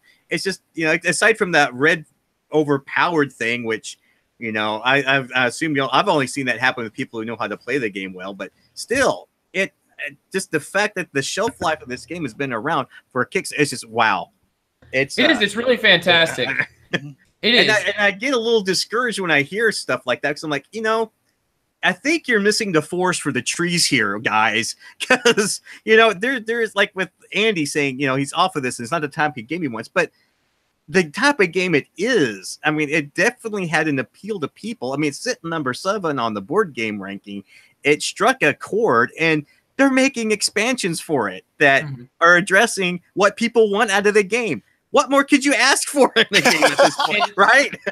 Yeah, well, and honestly, like what this episode has really done for me is brought Scythe back to like sort of my field of view, and because I was in a spot where I'd played the initial game, and I had felt like, you know, the red player, that sort of like our first game or two, our first 3 games, I think, were just red player winning by double the next highest player, and they had like, you know, everybody else was just sitting there like just getting started with their engine, and the red player was just cranking things out, and it felt like the game felt a little bit imbalanced. But then I started seeing like more variation in my next couple of plays with the expansion. The first expansion that came out did not really address those things, because I really think that Jamie had an idea of what was going to be in the expansion before the expansion came out, right? It was kind of like, I feel like he just needed to like sort of keep developing, fine tuning. Yeah. And I don't think that it was that. I think that was like sort of like that the epilogue he'd already planned. But then you see like with the Wind Gambit, it really is like exactly what you've described, that the game is a little bit more frenetic from the start. And that's, you know, just that you have the ability to access places without just, you know, starting the game and having it be like 2/3 of the game. You need to be focused on other players, but you really kind of, as a new player, will probably just focus on your own stuff and not really pay attention. And that next level of play is knowing that, like, well, I need to understand what path they're taking so I can know that what I'm doing doesn't conflict with that. But none of that becomes apparent until very long into the game, when the resources and units finally get on the board. And by that point, a lot of newer players have probably already, like, you know, lost the game, but at least they've done it comfortably in the safety of their own little island that nobody can touch. Yeah, I think part of the reason why I was able to really get into it as much as I did was a lot of my early plays, you know, from the first play up till the 30th or whatever, it was all with the same group of people that were all growing in the game at the same pace. So there really, there really wasn't much of, you know, of having to worry about that other inexperienced player. Sometimes I did, and it was interesting because one of the games where I tried to teach some of my other friends down in Portland this game, the player who played black looked at his ability and was like, you know what? I get rewarded for doing more combat. I'm going to get all the combat. I'm going to go nuts. And he did, and he drove another one of my gaming friends who was playing red all the way back into their home base and invaded their home island and essentially locked them down into their home base, and that player has never wanted to play the game again. Yeah, that was a very interesting game. Yeah, I remember, like, I've never played this game. I just couldn't do anything. I'm like, oh my god. Yeah, combat. You've got to be able to accept that. I mean, the game has combat in it. It has players that are getting rewarded for combat, but I do feel like, TC, what you said, you know, about the threat of combat more than anything, it just sounds like this guy was sort of, you know, like he was serving him meatballs. I was in the game. He didn't win. Like, yeah, he didn't win. I won the game, but he was more worried about exploring his faction, I think, which is also a fine thing to do, for sure. It's a valid, exactly. It's a valid reason to make that person that said, I'm never playing this again, be, you know, that's an awful thing to say. And shame on whoever did that. Seriously, that is right there by itself. That is negative behavior. And I'd just like to say I think they were just exploring the game, and they were following the rules. They were going through this. I don't think they realized the impact they were having either. Like, I don't blame them for doing what they did, and I don't blame the person for having the reaction either. You know, like, I mean, if it was a more experienced player playing black, you know, maybe they would have dialed back a little or redirected to chase me as the leader instead of the lead person. just after this one guy over and over again. Okay. Yeah. I don't think, like, I don't fault them for treating the game the way that they did. It was like they just kept getting repeated the assaults even after they'd been taken out, is what it felt like. Yeah, like they were just getting stomped on for extra stars, basically. And so the red player who was getting stomped on, like, them deciding to not play it again, I think with that experience, I don't blame them for that either. I've played a game of Kalis. I got stomped. It got to a point where, the one player who had played like 50 games talked to another player who had played like 50 games and said, "Oh, you made this one move. There's no reason for me to keep trying." And I'm like, if this person who's played it 50 times has no reason to keep trying, what reason do I have to keep trying? So I'm really reluctant to play Kalis again. And I'll do it with the right group that hasn't played it 50 times. There you go, man. That's very valid. Yeah. So that feeling is something that I'm not foreign to. I would have hoped that my explanation, like, you saw what this person did to you. That was terrible. They also didn't win the game. Yeah. That's they should have done something different than continue doing what they were doing. But that still, just turned them off for the rest of which is unusual because usually in a game like that, I'm the person getting beat on over and over again because it's usually games that involve me. It's like the default strategy is to destroy me, and I'm okay with that because it's usually a lot of fun. Yeah, well, I think as experienced gamers that have played those types of games and probably had that happen to us or been that player doing that to somebody, like we have that sort of scab buildup, like we have that sort of scar tissue that tissue.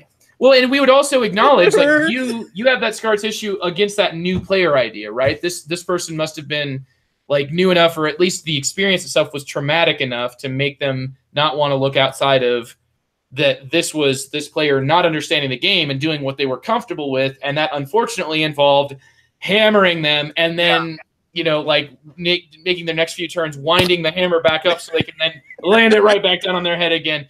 And I know that can be frustrating, but it's something where like eventually people get out of that. It's just that behavior. I don't know, man. I feel like I've been in a lot of situations that are very like, it can start to feel a bit contentious where it's like a player done something and that player wants to get upset, but it's like, that is a violation of the social contract, right? It's an absolute violation. And it is kind of like, if the player who's getting hammered could look at that other player and maybe be like, I'm not going to win. I'm like, you've taken me out. You can let up now.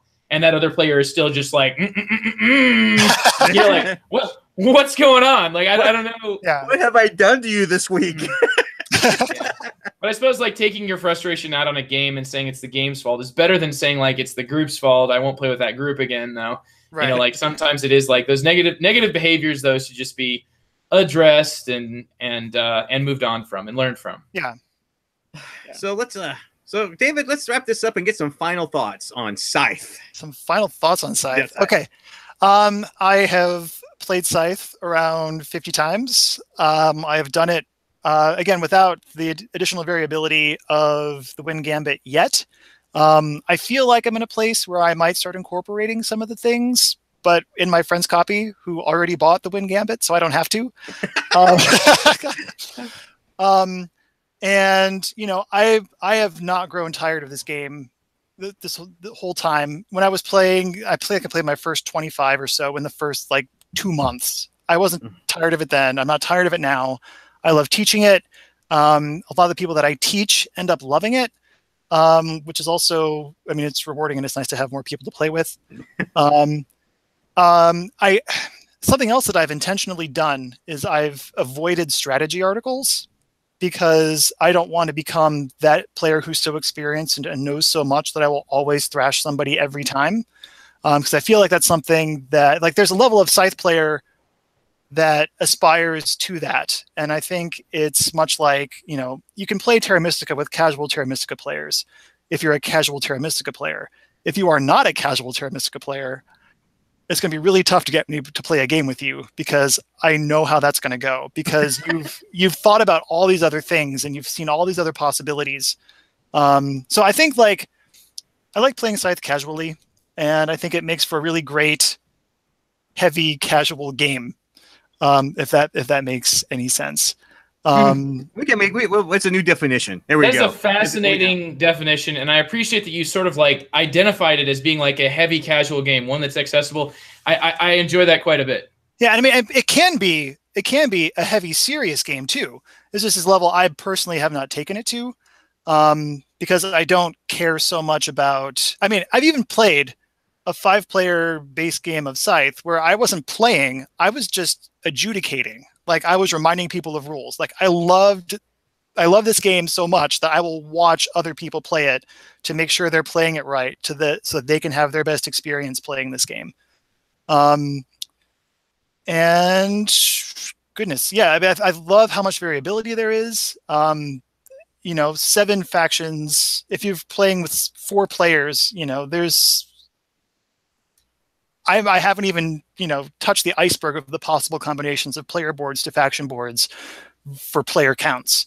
Like all of that, there's just already so much to explore and see what happens, and to check the flavor of what's the game like when this faction is missing? What's the game like when this faction is missing? I've been fascinated enough with that. Again, the extra end game goals, the extra movement abilities I haven't felt the need for. I love the race in the game. I love trying to set the pace for the game. Like, well, yeah, you're getting all your mechs out, but I've got 4 other stars out right now. Like, what are you doing to catch that? I like the multiple paths that you, with the variety in the achievements, you get a star for putting all your mechs out, for building all your buildings, for doing all of your upgrades, for getting all your workers out, for getting all your recruits out, and you can get it for your combat and for your popularity. So that's 7 stars that you can get without fighting a single combat. You only need 6 to end the game. So how you mix and match those achievements, I think, is interesting. The way your encounter cards can either set you on a path or not, I think, is interesting. Like, well, I was going to go get all my mechs out, but this card is giving me a free building right now. Am I going to change what one of those 6 stars is going to be based on this card that I've drawn? And again, it's that temptation forcing you into that short-term advantage versus your long-term strategy and how it all fits together. That's my favorite thing actually about this game, is how you have to react to other people, the opportunities that crop up, the ones that you take, the ones you choose not to. It's great. Yeah, up until the day you left, I was always making sure you had this game on you at every game night, just in case it was going to come out. Because I was right there with you, and I still am. Unfortunately, you took the copy I played the most, but I'll attest to that. I mean, I was like, "Are you bringing Scythe? Are you bringing Scythe? Are you bringing Scythe?" Because I went from this game is garbage to this is pretty neat to I need to play this more. Within it was like a month thing. Just yeah, just whatever you do, don't think of it as a 4X war game going into it. Don't do it. Don't do it. It's a bad mistake. Yeah, and that's another thing too. Like I came into this game completely, like I was aware that it was a game that existed. I had no expectations going into my first play, just a bunch of my friends being excited about it. And that was the only introduction I needed, and the game just filled in the rest. So try to keep your mind open if you're approaching it for the first time. And I think we got Joe wanting to play it more now. Yeah, actually, I really the fact that I did play the game wrong with that last time, like that immediately makes me go, well, so much of this sort of frustration has been undeserved, and it's my fault. And so that together with a lot of the ideas that I know that you're not interested in the Wins Gambit, but I was just gonna say, between that one and the upcoming expansion, between those two, I can definitely find a reason to get behind this one. Oh yeah. And like I said, I'm about ready, I think, to start feeling the want of those variable endgame conditions, to see what those airships might bring to the game. Like I don't think that they're bad. I just didn't feel they were necessary. Yeah. And I still don't feel they're necessary, but I feel like some extra, some extra spice, some extra salsa. If we just go a little Concordia with it, might be nice. Oh goodness! And then before we go, tell our listeners where I know you got some blogs out on the Board Game Geek. Where can they find those? I do. I am the word the underscore. Well, not the word underscore, but the character underscore Windcaster. That's my username on BGG. I've got a couple blogs there. The one that I post to regularly is David's Week in Review, where I give letter grades to all of the games that I played in a given week and to sort of give some feedback about them if something particular stood out to me in that particular play of that particular game. And then I also have another blog called The Gaming Crutch, because after you leave college, how do you really meet new people? For me, who doesn't really like drink, I don't go to a lot of sporting events. How was I going to find other people? And gaming has really been that social connector for me. I mean, it's how I've made friends in Portland. It's how I met TC. Yeah. It's how I made. But sometimes it goes well. Sometimes it goes well. I just want everybody to know. Sometimes gaming doesn't just meet you with people that ruin your life. Sometimes there are happy stories. Yeah, sometimes I have a positive impact. Yeah, no. So that's just sort of about other random gaming things. My most recent one was about my top 10 most interesting choices in gaming. And again, the temptation that you find in Scythe was one of my top 10 things on that list. I'll occasionally write reviews for things, but very rarely. I just recently did one for Snowdonia a couple months ago, which is now back on Kickstarter, and it's a great game. It's my favorite game. You should look into it. Yeah, I'm also on Twitter. My handle there is, again, the definite article, the character underscore, and then Windcaster. And yeah, that's where I'm at. Well, awesome, Very David. cool, man. I know Great this job. episode's Thank been you. a long time planning. I really appreciate you having on. I'm really Appreciate you hopeful having me you'll on. be back. I I would love to be back. I want you to, your homework is to think about another game you want to talk about. It sounds like that might be I think it Snowdonia. might rhyme with Shmonia. And I would love to have you back because we've got Norm, we've got Ryan, we've got a few regulars that we torture our listenership with, and I've really enjoyed playing with you, and I know you have some very keen insights on games. And I'd love to have you back in a future episode with Joe's permission. Sure. I just no. Okay, sorry, David, you're out. You're done. Listen, David, see you later. You're excellent. Canada deserves you. You are too nice for the States. You already sound like a Canadian, even though you've only been there a small amount of time, and that's believe it or not, it's a compliment. But you're supposed to answer it with, "Oh, I'm so sorry." I'm so sorry. I'm sorry. That's Norm still. He's got the monopoly on saying sorry like more times than absolutely necessary. Well, thank you very much for listening to this episode of Longview, and we will see you on our next episode. Yeah, take care, guys. Hey, bye. Thanks for having me.